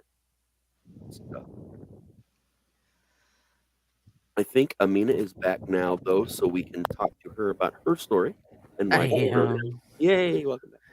I'm so totally back. Okay, so admittedly, I do not write horror, and that was the theme. And I initially just sat down to see if I could make something seem and then cried for an hour and then wrote.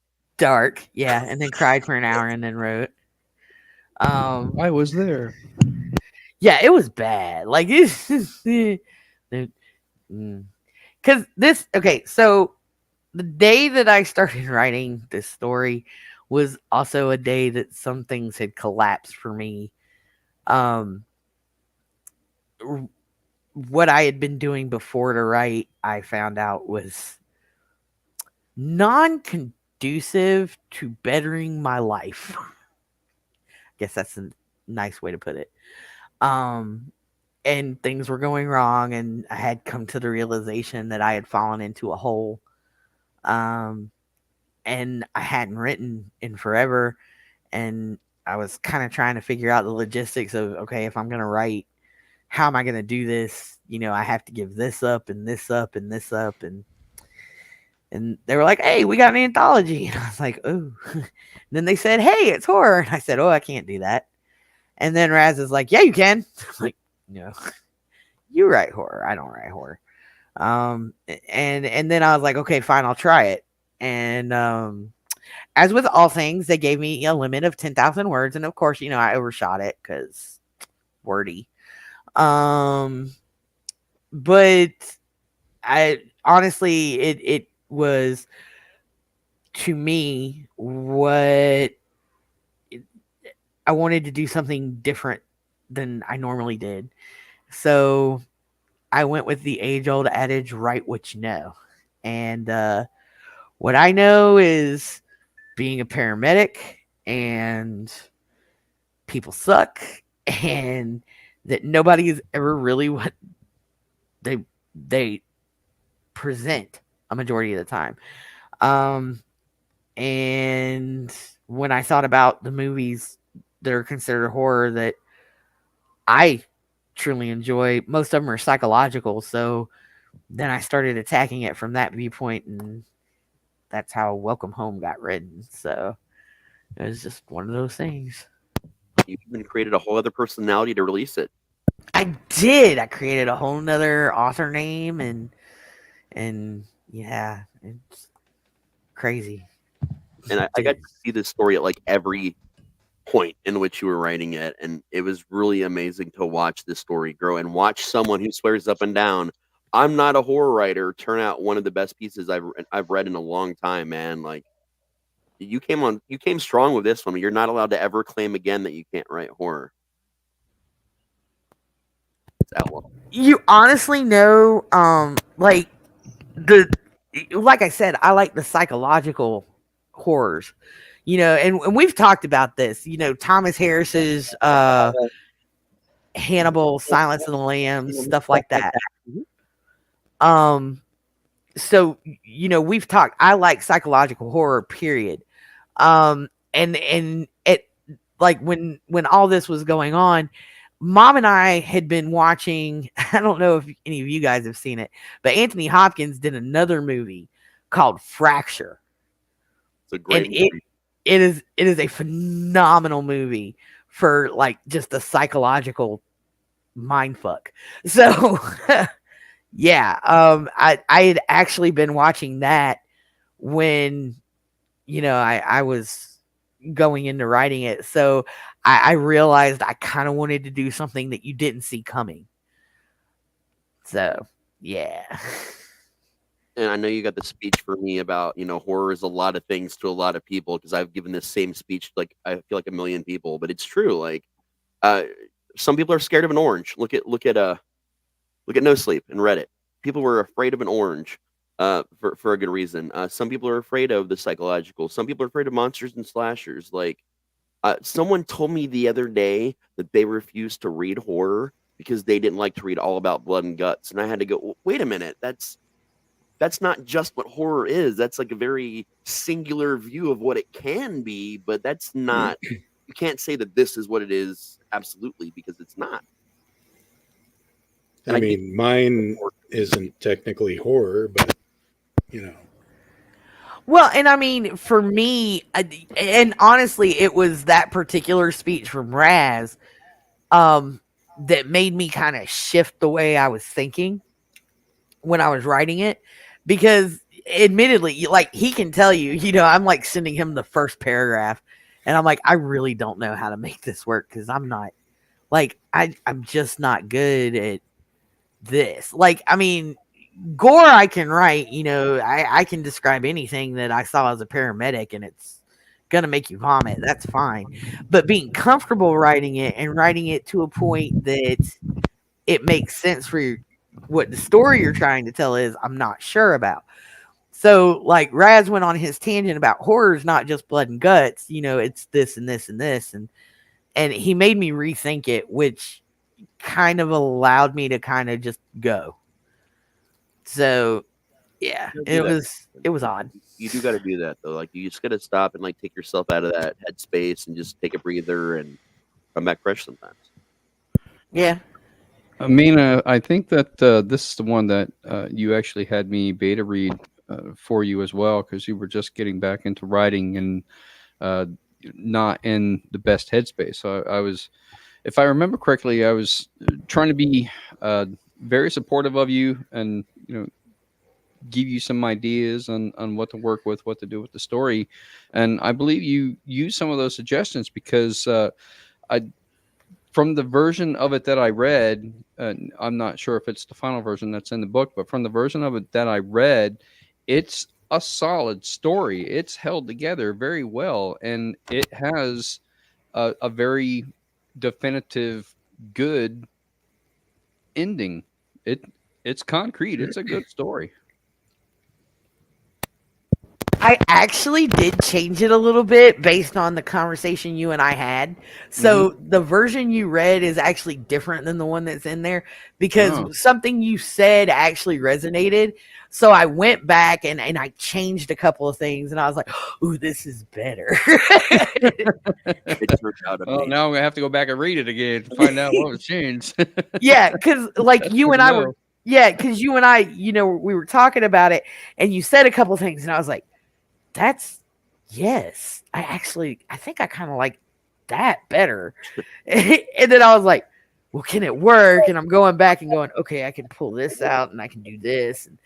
And when I finished it and sent it in, I was just kind of like, oh man, yeah, I just did a thing. Sent it off and I was like, so I'm going to work, and the first thing I got from Raz when I got back was, holy shit. And I was like, yeah? He goes, yeah. I was like, okay. Isn't that a good feeling, though? Isn't that a good feeling? Yeah. And Raz will tell you, he's always been my reference point for horror because, again, the way I was brought up, horror was not something we did or were involved in. And so he's kind of my reference point. And for him to send me a message that goes, holy shit, I was like, really good, man. It's a really good story. I did something. That's awesome. The story was in you all along, man. I love it every time she writes something and sends it to me. It's always, I did a thing. Yep. Yes, you did a thing. You did a damn good thing. Keep doing it. We are going to take a commercial break to kind of split up. We also know that some of you guys do need to get out of here. If you do need to go, go ahead and raise your hand. We're going to go ahead and at least talk to you guys about where we can find you going forward. So, Uncle Necro, where can we find you? You can find me alone in a farmhouse in eastern Nebraska yelling at squirrels outside. Also, you can see me at various blogs, some other podcasts, and also Facebook, Twitter, and Instagram. If you really want me in a professional sense, get a hold of Friday over here. She'll have the deets that you'll need and try to rouse me out of my malaise so I can actually get some stuff done. So, much love to you, man. Always a joy to have you around. Anybody else need to take off? Kind of a revolving door today with the whole book party thing. It's a come and go.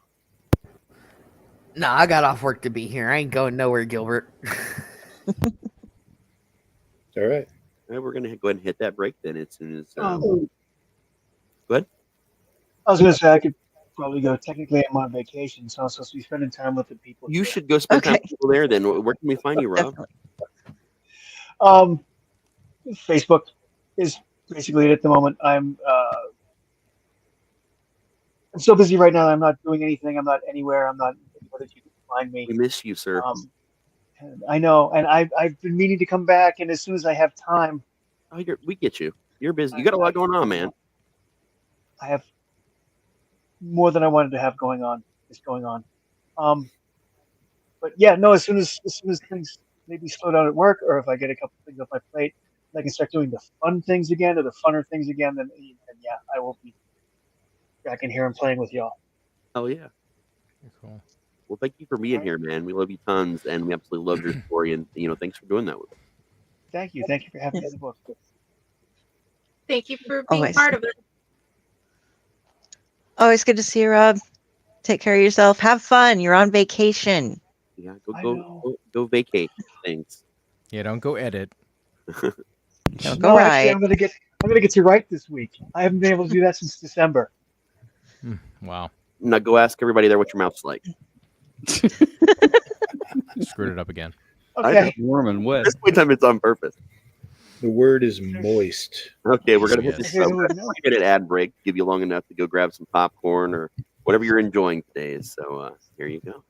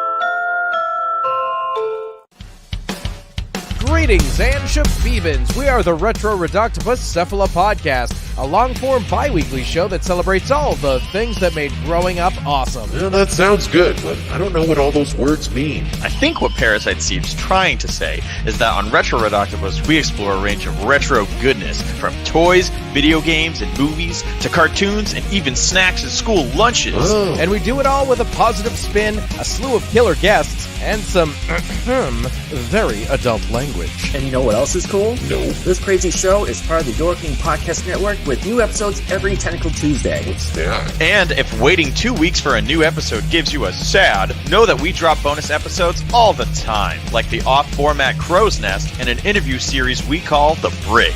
You can listen to Retro Octopus on Apple Podcasts, Spotify, Stitcher, or any app that's cool enough to carry the only show that celebrates all the things that make growing up awesome.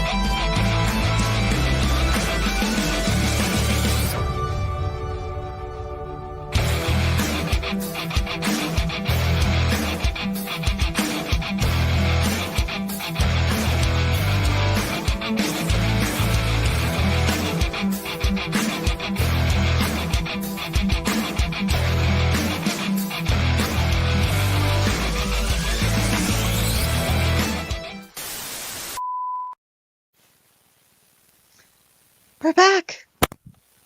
Yeah, I wasn't expecting the Redoctopus commercial. I forgot you guys play that, and thanks. I just want to say thanks. It was funny because those of us that had the backstage control can see all your faces during commercials. Yeah. I saw you as soon as it came on, split up. Tusker ran away when I got up to run to the bathroom, so now Cthulhu had to adopt his son. Yeah. I got some plushes over here too. Mine are all octopus themed. Aww. There he is. Cthulhu approves. This one's handmade. A very cool artist who made these. She makes all. Wow. I don't even know what is it called when you do Crochet? this? Crochet, yes. Crocheting or knitting? Pretty cool. Not sure. This is our. Yeah, there he goes. He's gonna fall. Ah, sad. Half of my stuff he collects right now. This guy fits very nicely. He's like, hello. Here we go. Hello. Oh, and Fergus, Mawiku. He goes, moo. Moo, you bastard.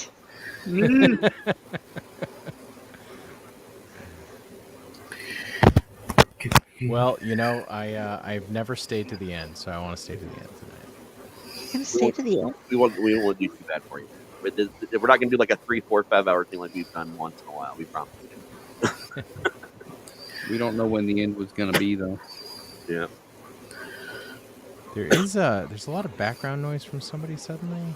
It wasn't there before. Yeah. Oh, that stopped. Okay, so it's actually my fridge. It's dying. Oh, gotcha. Oh, okay. That's what the fridge. Well, So, fridges are important. They keep shit cold. So, it's fine. yeah. Cause. Is it running? Second half of the show. Yeah. What do you guys Second got half. planned? Mouthfeel. No, we already covered So that. the whole second hour is just that. Hey, Stephen. At least they're not asking you to sing. It's something that happens every now and then. But yeah. I mean, not that you're a bad singer, but it's one of those things where being put on the spot to just hey, sing now is kind of one of those. I think singing over the internet seems like a bad idea. That seems like a recipe for embarrassment right there. Just a word of warning, you do that with me and you're likely to scare away everyone. I'm talking to everyone because I'm tone deaf. We've jokingly and not jokingly discussed doing like a padded cell musical episode where like we did a little bit of karaoke during it. We have talked about that for a long time now. So yeah. But it makes sense on padded cell. Like it would totally make sense. Even if it's good or bad, it would totally make sense. I think for the second half of the show we were gonna do if somebody wanted to share a bit of their story, read a little part of it, like obviously not read the whole thing because we want people to go out and buy the real thing. We could do that. And Friday had also been accumulating a list of strange facts about our authors. And I don't know if she got one from everybody though, so some people might need to reveal them. Yeah, I haven't got one from all the authors. But you know so many crazy fucking things about me that I just couldn't decide what was actually crazy enough to be listed or weird or fun or whatever. I was made for loving you by Kiss. I was made for loving you, baby. I got from Steve, he already told us about. And I want this, if we're going to talk about crazy facts I know about people, I want the hiccup story from you from the fire breathing. Not fire breathing. I was not allowed to go that far because I had the hiccup story.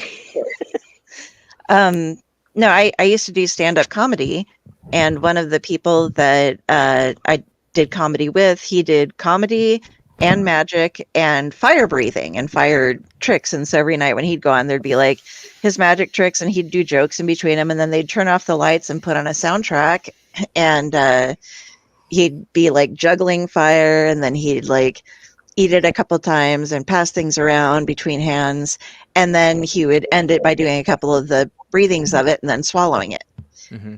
And so he was teaching me how to do the pass around, and a lot of it is you have the specific substance that you use to soak the cloths in that are on the ends of like the like little steel dowels basically hold these cloths, and you use that and you get it on your hands to pass it back and forth. You wet your fingers with it, and then when you touch it, it'll go back and forth, and you can get it.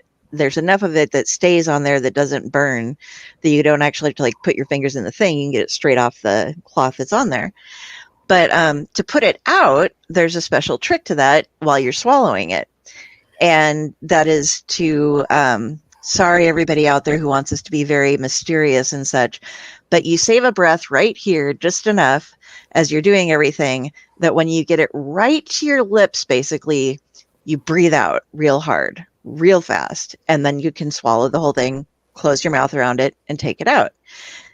And we had a party going on, and I was practicing this with my friend outdoors because it's not something you do in your apartment. We were out in the alley, and we'd all been drinking a bit, which, by the way, drinking a lot of alcohol when you're getting ready to do fire tricks is that involve your mouth is not the best thing to be doing in general. But yeah, I got all ready to go, and I had the breath ready and held right in there, and got it, and I started feeling the hiccup coming on as it got to like right here, and I was able to like breathe it out, and then as soon as I pulled this out, I had this like hiccup, and then I got just a whole fit of hiccups going on, and he's like, no, you're done for the night. I'm like, but you were gonna teach me how to breathe. Nope, not anymore. You've learned as much as I will let you, because you were drinking and putting out fire, and if you had messed that up, you would be going to the hospital past today. Yeah. Yes, you would have been going to the hospital. So yes, kids, do not drink and fire breathe or fire eat or whatever. But it is a fun thing to learn if you take safety precautions and are taught by somebody who knows what they are doing. Fire bad. Yes. So who has the next one? You're controlling it, Friday. You got to tell us. Yeah, you have the list. I'm going to tell the next one. Okay. Uncle Necro's already left. He has a whole lot of band t-shirts and He is our heavy metal expert of the group. Well, one of the biggest ones we have. Because I think there's 2 that I know of. But so I put him as 1. So 3. 3? Okay, I have 3. So, and then the next one that I remember getting was I have Patty's and Serena's. Patty's was that she'd been to 48 continuous states of the America, basically all the linked states. And then Serena's was about her fairy tale books. Now this one, I want her to tell us about that, about at least what the fairy tale books are. I actually have a hardbound copy of Grimm's Fairy Tales, and then I have a children's fairy tales copy. It's just a big blue, it's fairy tales, what you would expect. But I have a hardbound copy of the original Grimm's Fairy Tales as well. And the only reason why I can say that I've been to every one of the linked 48 is because I rode with my boyfriend in a big truck for a while. And what states he didn't go to, I've lived in. So we spent 2 years in a truck. So, wow. And at least one of those years, I was pregnant for 7 months of that. So climbing into a big truck 7 months pregnant was not a fun thing. Morning sickness in a big truck, I can't imagine was a fun thing either. Oh, God, no. I have some serious fun stories around the big truck, but the biggest story I have is he decided, we were in Laredo, Texas, and he decided to get me some burritos out of this guy's trunk. I don't know why he decided this was a good thing, but we were on the border of Mexico, so, and he knows I have no spice tolerance at all. And for some reason, he thought the green sauce would be the mild sauce. I see that laughter, Del. No, the green sauce was not the mild sauce. So I made him pull over at this little border Exxon. It was the only place we could get the big rig in. And I waddled my ass, because I was 6 months pregnant. I waddled my ass into that Exxon and bought a half gallon of chocolate milk.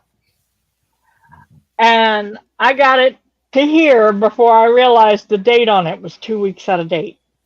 I drank half of it before I realized it was out of date, and it was chunky. Oh, Jesus. She was drinking pudding. So gross. I was puking for 2 weeks.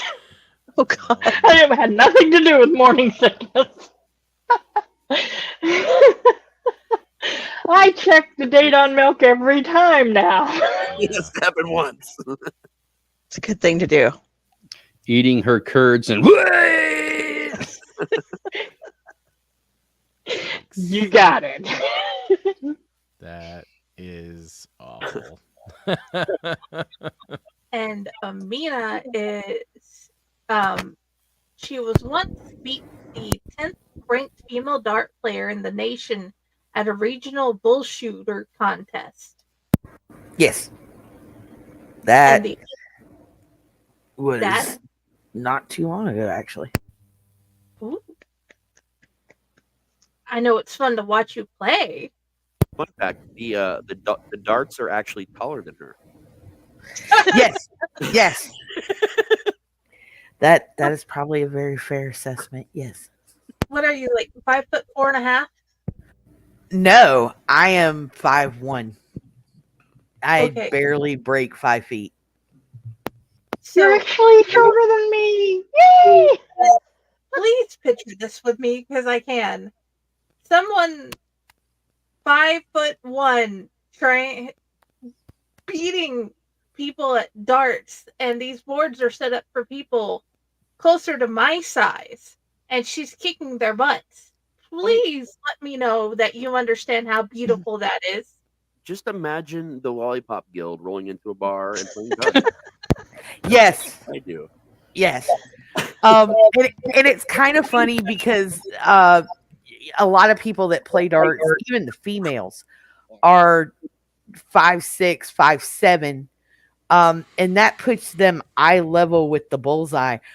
I am nowhere near eye level with the bullseye. I am eye level with like the double line on the 19. So the quarter slot.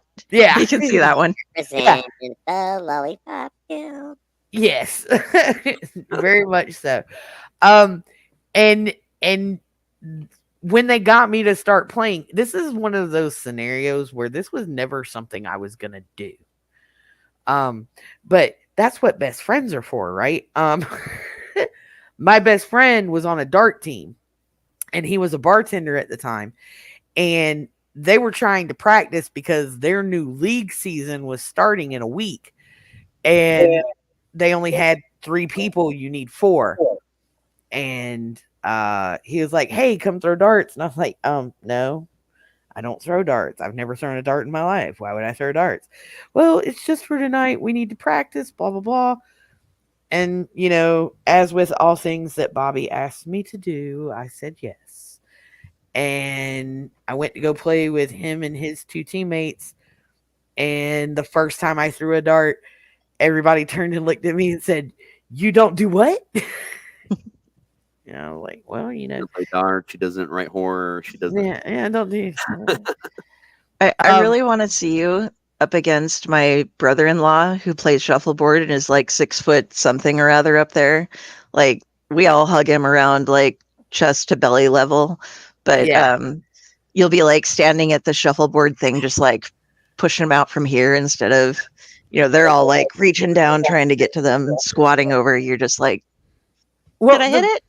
The funny part is, like, I started playing that season after that night because they were like, you're naturally okay with it, so maybe see where it goes. The guy that runs the Fayetteville League, who is actually a national player named Brian Blake, this dude is like 6'5". Like, to see him standing next to me is literally like looking at the Lollipop Guild. I look like I am a child. And he saw me play once and said, "Hey, do this." And he started working with me over a couple of seasons, and he's actually the person that referred me to the women's state team for Steel Tip. So he's the reason I got there.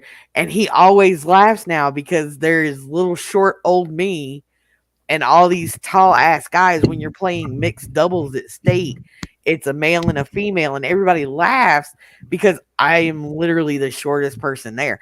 I am so short, I still get carded at the bar. So, you know, he finds it hilarious because these guys will talk serious shit about how short I am and say, "Well, we know she's going to hit the bottom of the board." And then you go up to the shot line and I'm like, "Oh yeah, 19 looks nice," and then shoot triple 20. Yeah. And he loves watching it because nobody's prepared for it. And it's actually become one of those things. And one of the decisions I have to make now, we have a state tournament in October. And because I am ranked where I'm at, we actually get to choose our intro music. And Nice. I don't know what to choose right now. Like, there are several that are, you know, percolating, and he's like, "Choose something good." I'm like, "Oh yeah, no pressure." It's super ripped. The theme of the Lollipop Guild. I was gonna say filter, hey man, nice shot, but come in just super ripped when you do it, you know, so it's on point. Honestly, "Hey man, nice shot" is one of them. Another one that I am debating on is "The Vengeful One" by Disturbed. And "Wolf Totem" by The Who. So who knows? You know, like, instead of like going on point for your team, do something that's like an earworm that really fucks with the other team. Like come out to like breakfast at Tiffany's or something fucked up like that. So they're just sitting there in their head trying to get the song out of their fucking head while they're playing Dynamite. They'll screw them up so bad. Or The Song That Doesn't End by Sherry Lewis. Oh, Jesus, yeah. And demand that they play it for 17 minutes. You're welcome. Come out. The 10-hour version of the Now Cat song. Oh, Jesus, yeah. I'd do it. But yeah, well, I mean, and everybody's kind of like chiming in. I had somebody on one of the opposite teams tell me I should use Crazy Bitch by Buck Cherry. And I was like, well, yeah, that's a good one. Go deep into the B-sides with one of my favorite songs, Green Jelly's Misadventures of Shitman, because no one would see that coming. Like, no one would see that coming. Well, and I considered using Tenacious D's The Metal. I did consider that one. So, I won't go there because I have so many fucking earworms that I don't want to destroy people's lives with. I'm already stuck with them. There was one I almost recommended, and like, because I knew you'd kill me for saying it out loud, so I didn't. Yes, please don't. I appreciate that.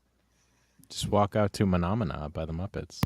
Dude, that pops up on my Facebook feed way too much. Especially when Splash Pages did it. Well, and what's really horrible is Raz and I, like, whenever it pops up, every once in a while, if we just feel like it's been too long, we tag one another in it. We do. We've been doing this yeah. since social media began. Yeah. It started on MySpace. It did. It started on MySpace. It's horrible. Actually, it started on AIM technically first, but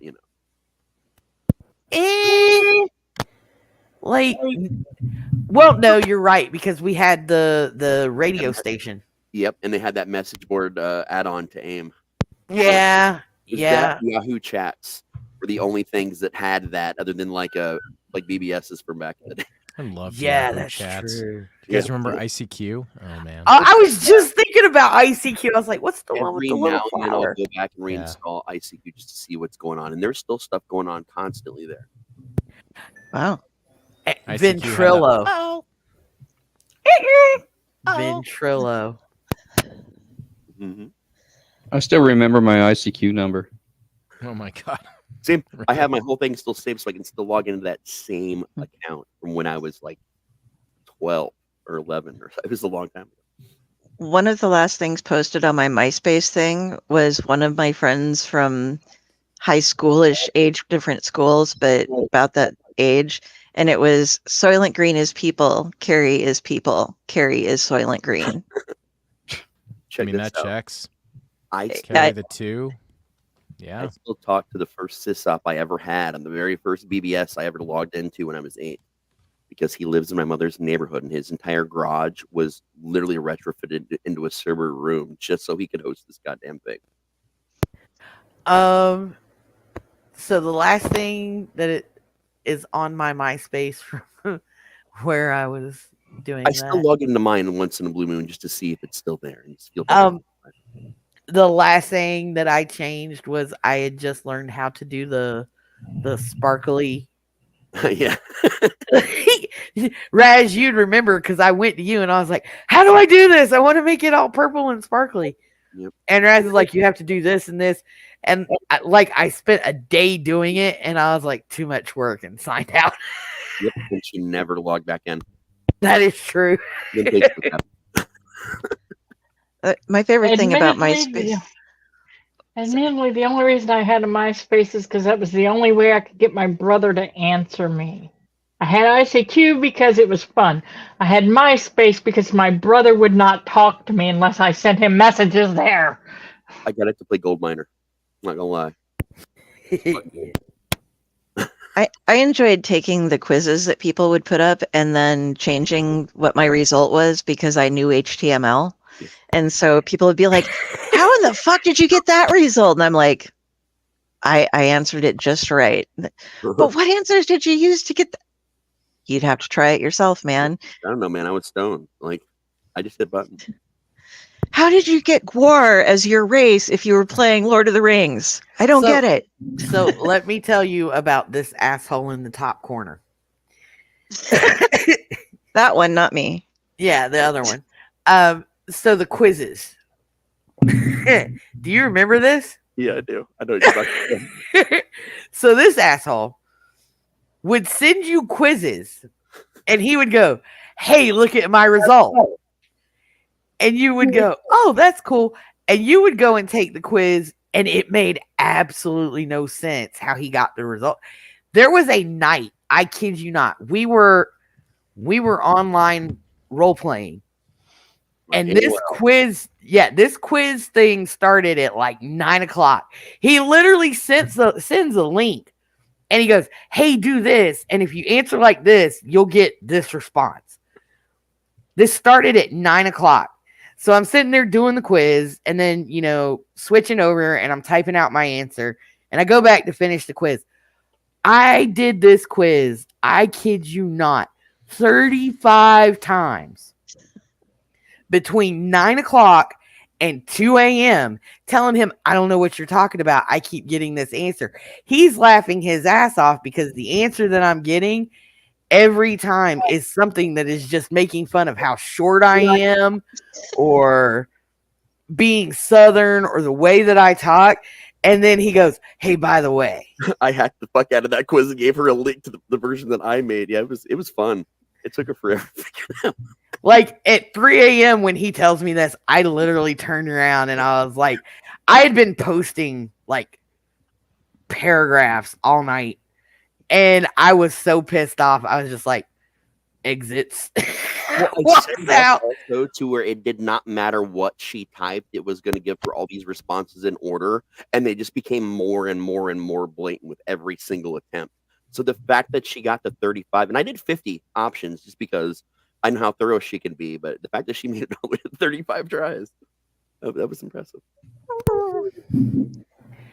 Yeah, I still talk to him, and this is what he does to me. The last one, number 50, that she never saw, I don't think I ever told her this, was literally I drew a stick figure.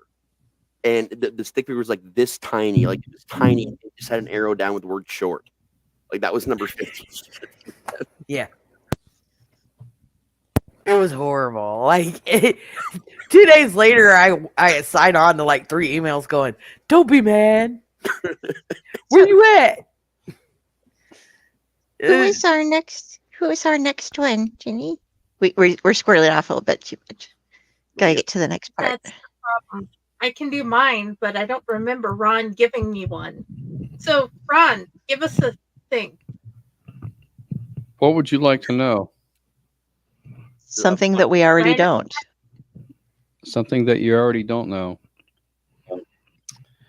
There's so much. Where do I even begin?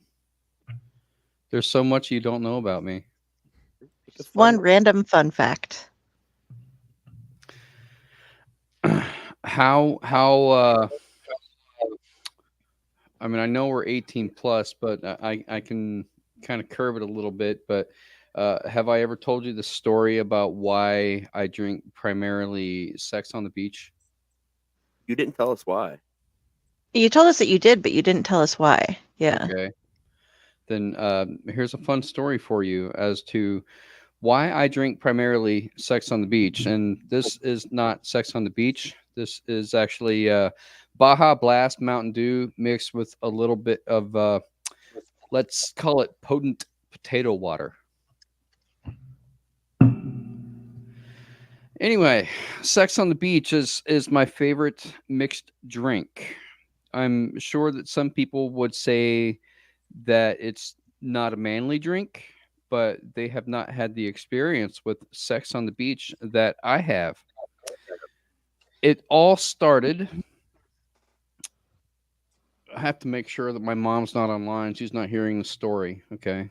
Just keep an eye out. Make sure she's not here. It all started when I was 16 years old, and I went on a vacation with my parents to Cancun, Mexico. We stayed at a hotel in Cancun. My parents were out shopping one day or doing whatever it is that, you know, parents do on their own. And I stayed at the hotel, and I went down to the hotel pool, and I'm swimming, and I see this nice looking Mexican girl sitting on the side of the pool. You know me, I'm in first year Spanish in high school. So what the hell? Why not? Let's go for it. I'm in a foreign country. If it fails miserably, I got nothing to lose, right? So I went over and I started to try to talk to this girl.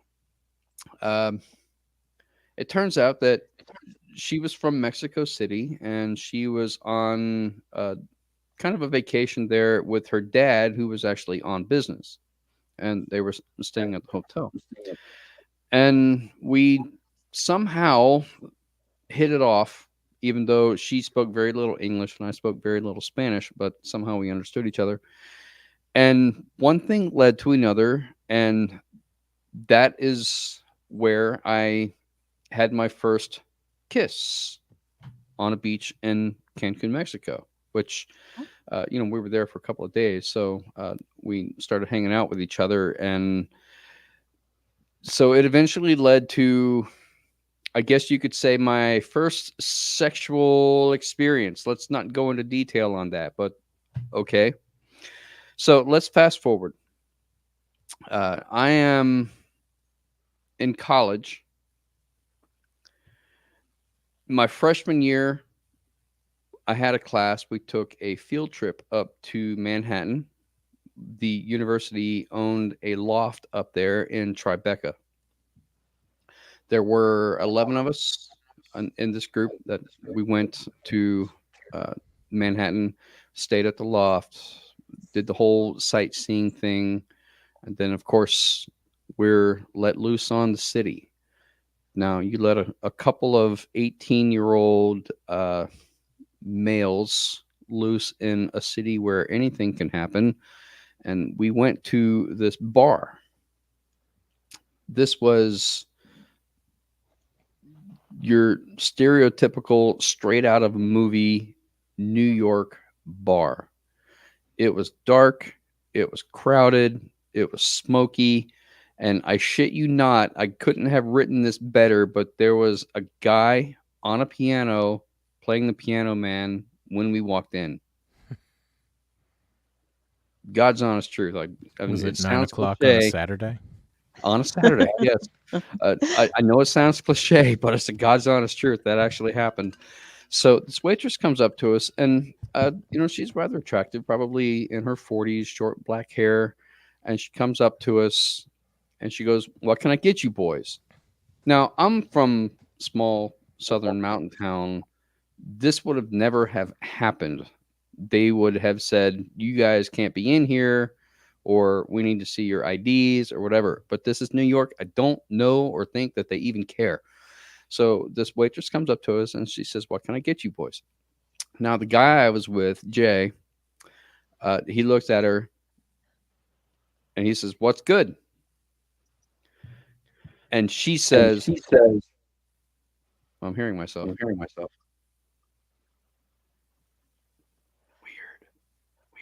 So, and she says, without missing a beat, "Sex on the beach?" And Jay goes, "You know, I've had that." And I looked at Jay and I went, "You know, I have too." Then I found out it was a drink. And it was also what your parents were doing when you were wondering what parents do when you're on vacation. That wouldn't surprise me. But then, I mean, that's how I found out that it was a drink. But I thought she was being like tongue in cheek, or she was trying to be sarcastic. I did not know that this was actually a drink. And I didn't know if Jay was being serious or not, because she never asked us for ID or anything. Mm-hmm. So she brought us Sex on the Beach. And I fucking loved it. It's tropical. It's fruity. It's got vodka. It's right up my alley. And I have been drinking them ever since, just because of an experience that I had on a beach in Cancun, Mexico when I was 16. Nice. Oh. Great story. Stefan would like to join in with He is not our father. Lies.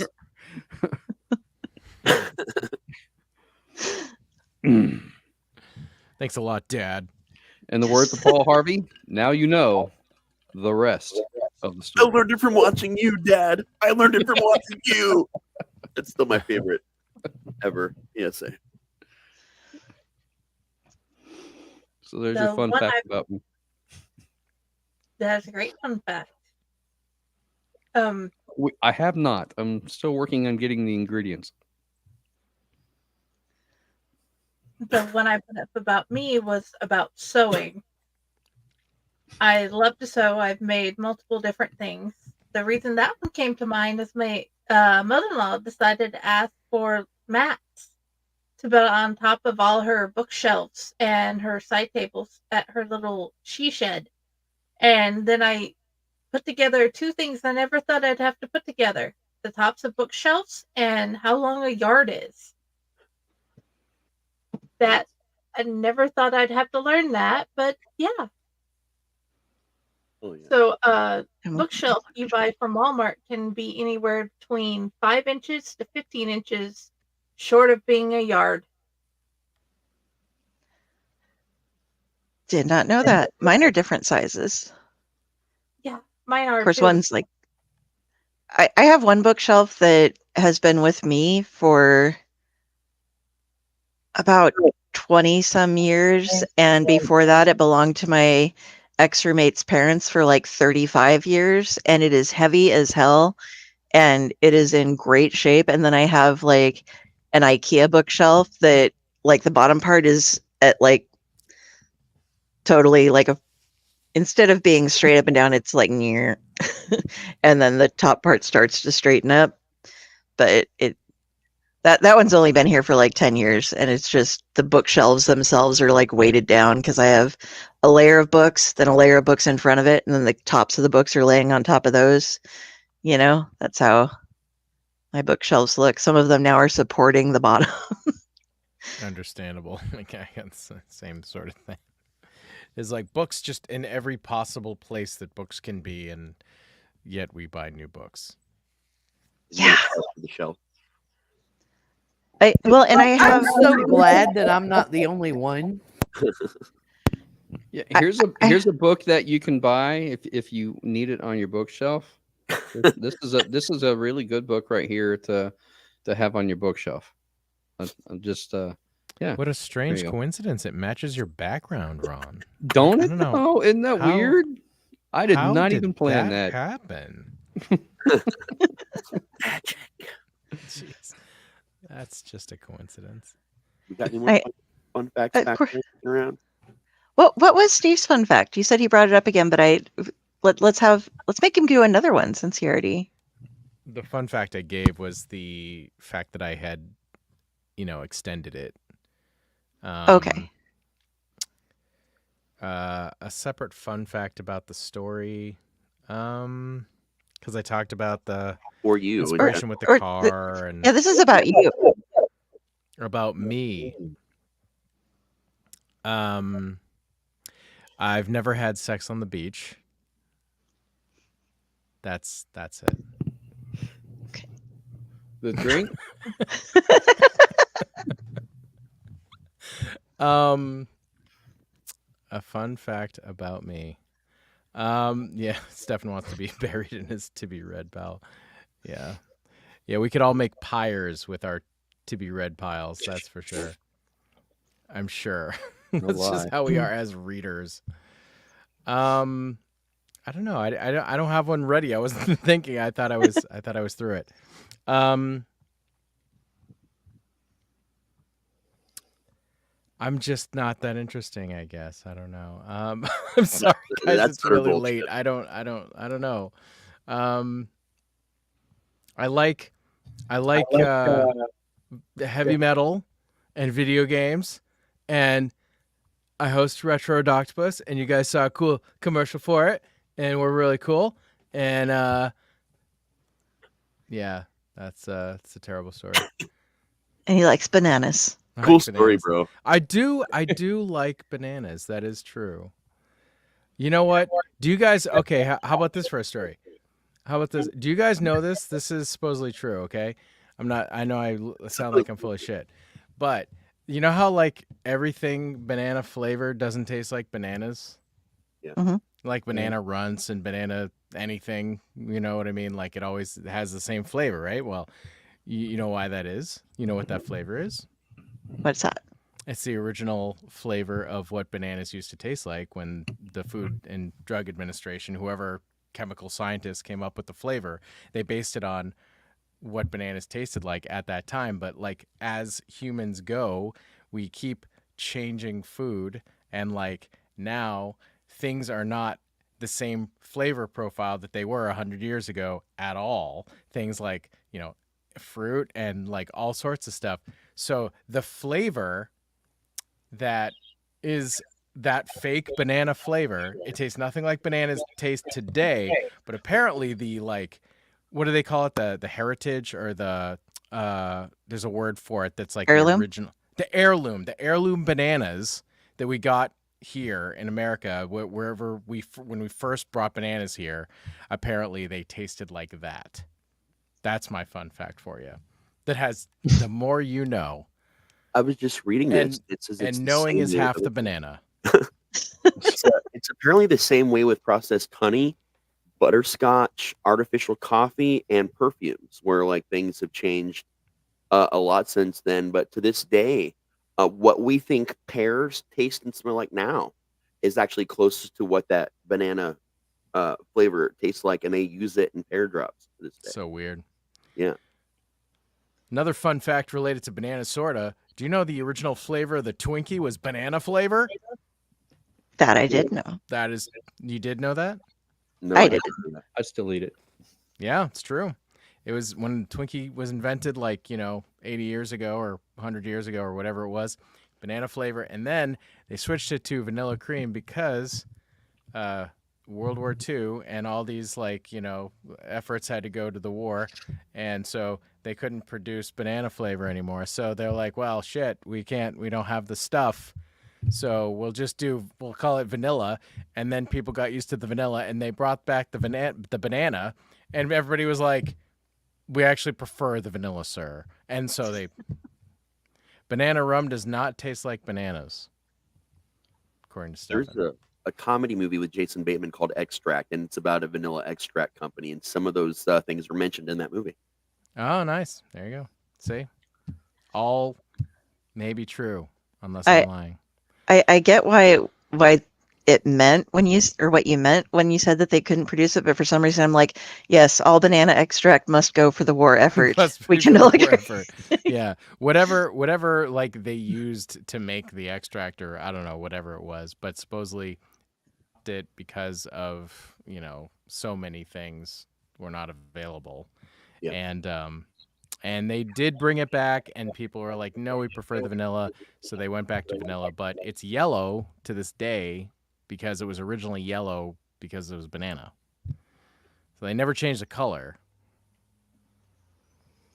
Nice. I think food history is like friggin' fascinating. Oh, it definitely is, dude. I like to watch the How It's Made videos sometimes. Like to this day, even as an adult, I go back and watch those. Not banana related. You know why the Triscuit's called a Triscuit? Why? It's the first biscuit that was made with electricity. It's an electric biscuit. It was cooked with an electric onion. That was the name of a punk band. I thought it was because it was a triangle-shaped biscuit. Nope. It was Originally. electricity is the tris. And it was it's like it goes back really far. It's like the 20s or something. It's because it's made with 3 different grains. No. Look it up. Electricity biscuit. I try not to study anything because I had this philosophy that I learned a long time ago about studying, and this is a fun fact for you as well. The more you learn, the more you know. The more you know, the more you forget. The more you forget, the less you know. The less you know, the less you forget. The less you forget, the more you know. So why study? Apparently, so this was something that so many people said about Triscuit, like spread this information around so far. that in 2020, in March of 2020, they actually released a public statement confirming it. Wow. That's interesting. Huh. I just Well, typed you in know. electricity biscuit was all I typed in the search engine, and the whole thing popped Yeah. up. That's cool as shit, man. I did not know. It's really crazy. It's like sometimes, you know, you just do not realize how far things go back. Biscuit. Yeah. And it's weird. It's like we, you know, several ideas for why it could be called Triscuit were named, like more obvious ideas. Yeah. And it's, Those all make sense. Everything, you know, what you guys just said, Patty and Ron, I mean, those all sound good. Like, sure, maybe it's that, but it's like, no, it's weird. It's weird. We did you know, on Retro Redoctopus, we do lots of nostalgia stuff, and we love doing history. And there's an episode we did a couple of years ago. It's one of my just favorites of all time, and it's called 90s Toys That Aren't from the 90s. And the basic idea was that there are so many toys that basically every generation thinks belong to them. Like, the really best way to put it is kids today think Legos came out now. Yeah. Like, if you're a little kid right now playing with Legos, you're like, oh yeah, that's a me toy. That came out for me. So there's like so many that get re-released essentially like every 10 years. But the way that the marketing is structured is they don't act like it's back. They're just presenting it for the first time every time because they understand it's a different audience. It's a new generation of kids or whatever. So it was really interesting, like, finding out how old certain things were. Like, you know, everybody knows Barbie goes way back, and like Tonka trucks go way back, and Hot Wheels and different board games. Mousetrap was way older than I realized. The board game Mousetrap, that game goes back like to the 50s or 60s or something like that. Like, there's so many games that I'm like, yeah, I thought that was for me. That was my toy. It's like, no, dude. Like, Stretch Armstrong keeps getting re-released every 10 years. Like, so many random ass toys. But Silly Putty goes way back. Silly Putty, I think, was the 40s. And I think the oldest one we had on the show was, remember Pogs? Yeah. Yeah, Pogs like had a resurgence in the 90s, and they were just randomly popular. They're milk caps or the other thing that they're called, but Pog was the brand of milk caps, and they're just these little circular little cardboard things, and they had pictures on them and stuff. And that goes back like turn of the century.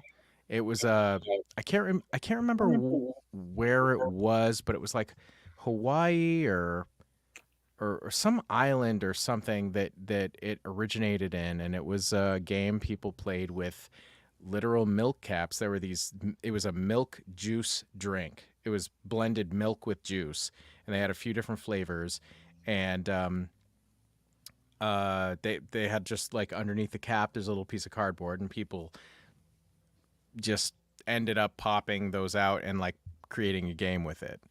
And it goes back like literally like over 100 years, and somehow in the 90s it became like the biggest thing in the entire world for like 5 minutes.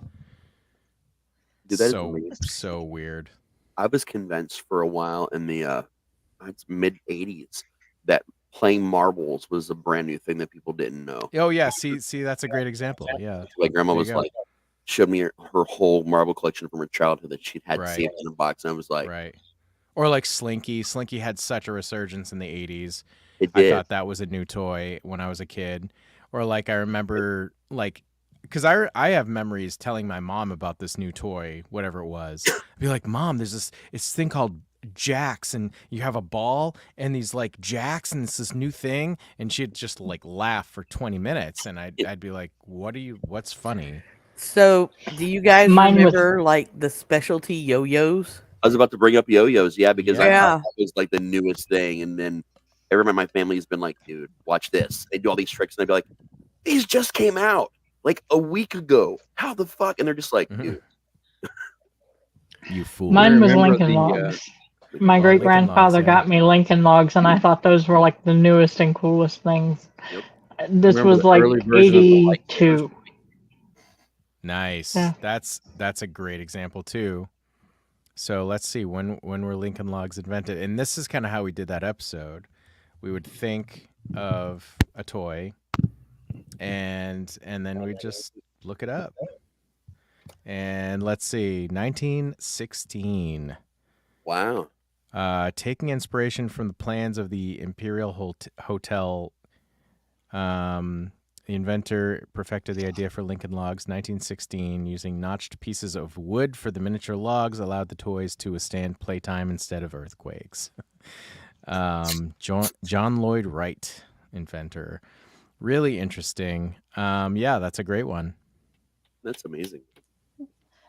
Hi, Tom. Pogs originated in Maui, Hawaii between the 1920s and 1930s. Oh, nice. So it was Hawaii. Cool. And Stefan is going to call electroshock Trisket therapy. Nice. There you go. Do you remember that with some bands too? Like a song would become popular again, and people would be like, "Oh, you've got to hear this new band." Oh yeah, I remember. Yeah, Pink Floyd. I thought was like a new band in the 90s because I hadn't heard of them.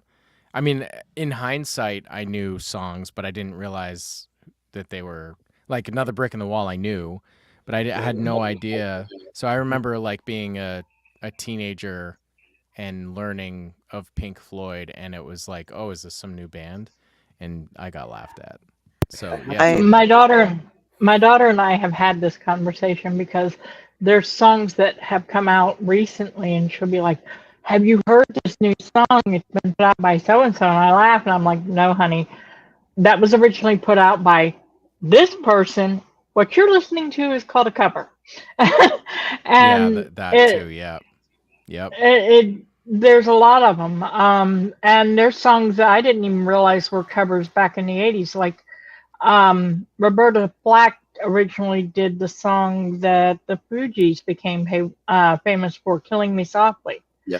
That one was a big thing, and that was not their original song. It was Roberta Flack's song. So. Actually, it wasn't even Roberta Flack. There was a lady had written it even prior to that, and Roberta Flack covered hers. I didn't know that. I thought Roberta Flack did it. So yeah. I can't remember her name. Queen was brand new, a brand new band when Wayne's World came out. Yeah. I remember being in that city, and I suddenly loved Queen. Went through their whole catalog and was a Queen fanatic. And we were in the process of moving to the house my mom lives in now when I was like 9, and I was like jamming out, and we were meeting the neighbors who were adults and stuff. They're like, I was like, if I play any loud music, 9 years old, if I play any loud music that bothers you guys, just let me know. Oh, what are you into? And I started going, oh yeah, I'm into this new band called Queen. And the guy's face, he just starts laughing. I'm like, what, man? And he brings over his album collection and like shows me dates, and I'm like, I was trying to look cool in front of this new neighbor. Yeah, I was also introduced to Queen because of Wayne's World. Totally. Yep. I didn't know them. So Pearl Jam's cover of Last Kiss was the first one that got me. Really? Trisket therapy. Go for it, Stefan. It's all yours. I had a family member. Oh, sorry. Oh, sorry. I had a family member who tried to tell me in 1998 about this brand new band, Violent Femmes, because they heard "Blister in the Sun," and I was like, "Fucking love that song." I just want to say, did you just look at that song? You should have looked them right in the face and been like, "Give me the keys, Dad." That was actually one of their first big hits. We used to jam out. We played that song when I was playing in bands in high school. Yep. Fuck Freak covered that song a bunch of times. It was an easy one to cover. Let me tell you, mentioned that song also showed up when me and Raz were up at 4:00 in the morning. And when you can't find anything else to do and you're really just looking for words, somebody would just start typing out lyrics.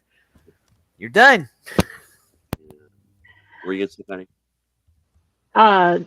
You mentioned Pink Floyd. I have a story on that one. I was 6 weeks late entering high school because of one reason or another. And I had a friend that decided that Pink Floyd was the way to welcome me to high school. Another brick in the wall, and she had the boombox playing so loud that it rattled the windows in the school. That's how I got welcomed to 9th grade. Just another brick. Uh-huh. I guess music kind of leads me into my fun fact. You guys know, like, anything I could constitute as a fun fact, people just know about me because I just say shit all the time. But The first 2 songs I ever memorized as a child were Ice Ice Baby by Vanilla Ice and Can't Touch This by MC Hammer. And not only did I learn all the lyrics and can to this day perform them both flawlessly, right down to the pauses and everything, I learned the dances to both, and I still know them because my sister was into dance. And she liked dance routines, and she'd do dance routines around the house, and she'd learn them, and she taught me a number of them that I still remember, including a lot of new kids dances. But I still know how to do the dance, the Can't Touch This, but mostly the Ice Ice Baby, and I can break it out. Wow. Well, here's a fun fact for me, Raz, since you shared that. The very first song that I ever performed live in front of an audience was Metallica's For Whom the Bell Tolls. Nice. I approve. I think mine was Green Jelly 3 Little Pigs, and it was a talent show, and we actually had puppets on stage, and I was there singing the whole song with a microphone with a big orange shirt that said storyteller guy, because I was the one telling the story and singing. And at the very end, during the Rambo part, you find out that it's a tearaway shirt with a Velcro, because I'm wearing dog tags and like camo underneath, and I pull out a fake gun and I shoot the wolf, and it's the whole thing. Yeah. Yo, wolf face, I'm your worst nightmare. Your ass is mine. Your ass is mine. Yep. But we had the actual puppet show going on, kind of like the whole. You know, we took the music video way too seriously. Is what happens. We built the houses on the stage, and like it was a whole thing, the whole production. The first song that I ever did in public was with Bobby at the auditions for our spring play, and we actually did Phantom of the Opera because we're stupid. How did that go? Nice. Got the part, so well, there you go. It's haunting. No, we are hitting that 2.5 hour mark though. You guys have got a chance to learn a lot about us, not just about why we wrote the stories we wrote, what Ally kind of is for us, and just a lot of fun facts and fun information about us, man. Like, I hope you've enjoyed it, and if not, and about bananas. Yeah. And if you've not enjoyed it, that does not sound like a me problem. So I'm good. Oh, bananas. BANANAS. Bananas. I only remember how to spell it because of that fucking song. I'm not gonna lie. I sometimes forget how to spell it. I have faith that you would be able to spell bananas anyway. It's one of those I'm words pretty sure you I add an extra N in when it doesn't need to be, so I have to stop and think of the song, and I fucking hate that song. But like I dislike that song so much, like when I hear it, like I think about how to spell the word bananas for like months afterwards. So I'll never be able to forget that. Mine is the Minions. Ba ba ba ba ba na na. I detest the Minions. Like I fucking hate the Minions, man. Like I get shit here because everyone in the household loves the Minions. Oh, there's a new Despicable up my alley, but fuck everybody else. Their language irritates me to no end. And my wife and daughter keep saying, what's an actual language? You can understand. No, you fucking can't. Oh, yes, you can. Well, this one's saying this. I'm like, show me proof. And I'm like, you understand that this is like a combination of like basically gobbledygook and multiple other languages being ran in together. And it is not its own language, but they're swearing to me daily that it is.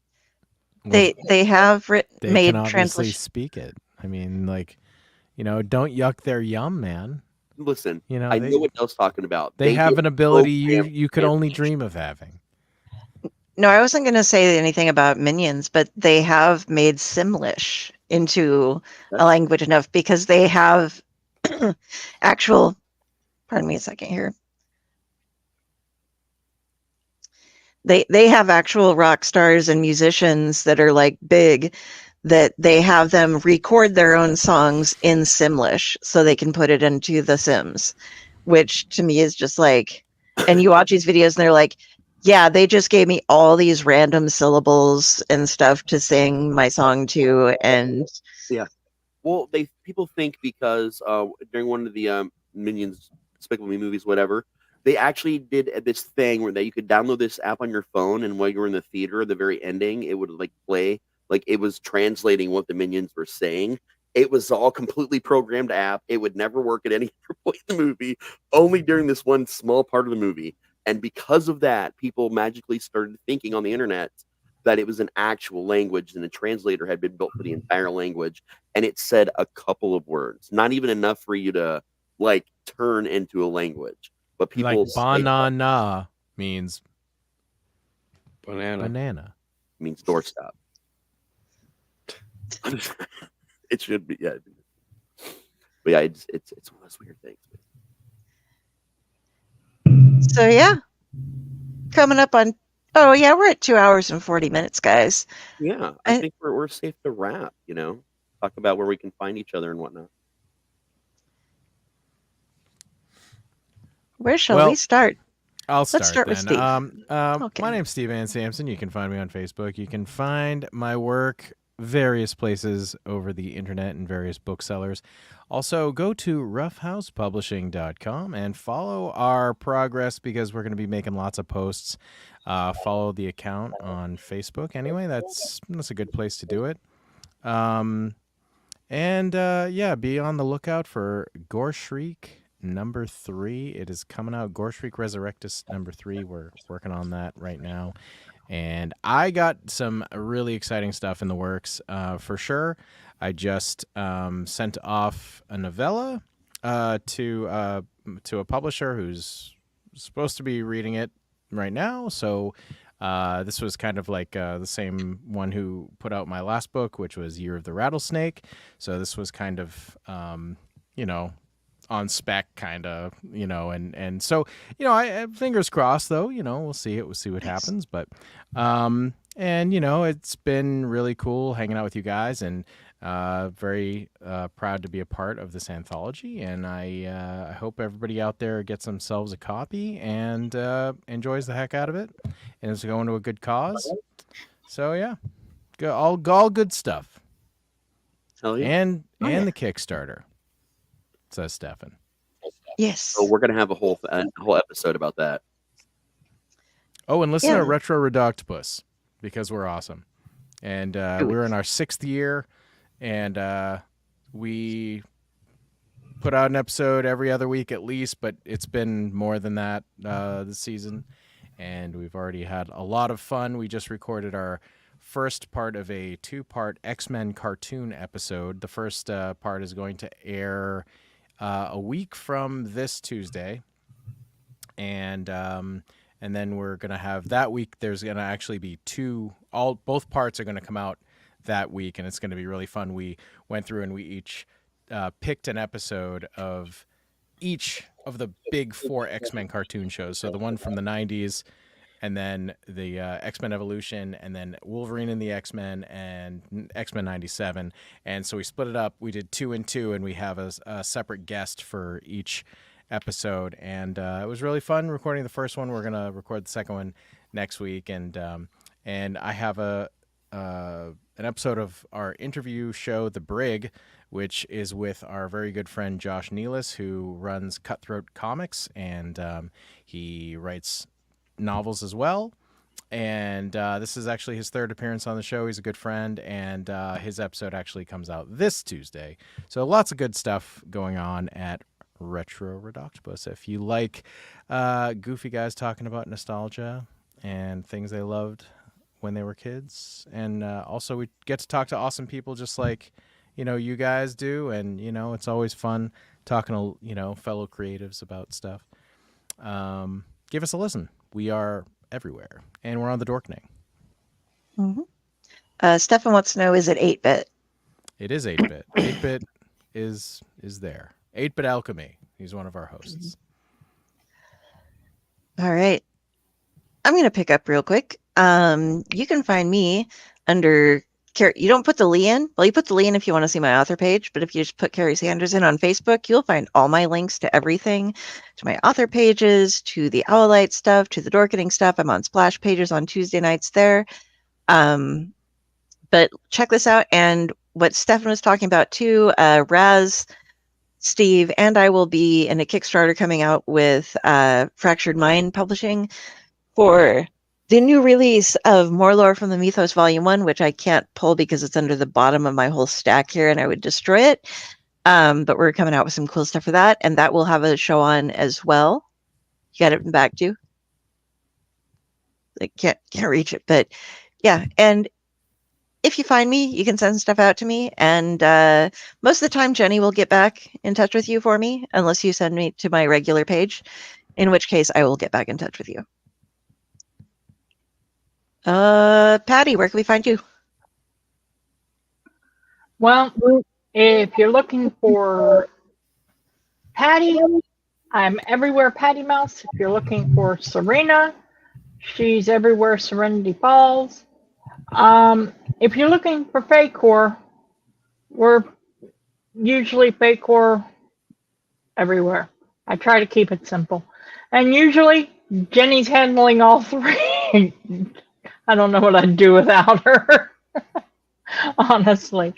But we do have both FaeCorpsPublishing.com and FaeCorpsPublishing.org, so either one. And we're pretty easy to find. Amina, where can we find you?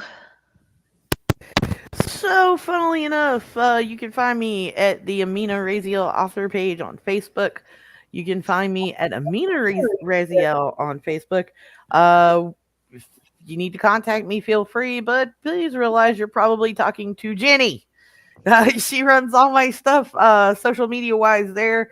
I do not have an author page yet because my work schedule sucks and I'm never home, so I haven't made one yet. So everything you can find about me right now is on Facebook, and if you contact it, Jenny will either answer the question that you have or she will refer it to me and I will get you an answer. But that's where you can find me for right now. All right. Quick update from Stefan. Cloth case and paperbacks of the new book have been ordered. Picks will be coming soon. Oh, yeah. Could be with these guys again. I love it. Ron, where can we find you? You down with FCP? Yeah, you know me. Just died inside. What's happening? My mouth feels strange. Your mouth feels strange. Ooh, let's put that to a test, shall we?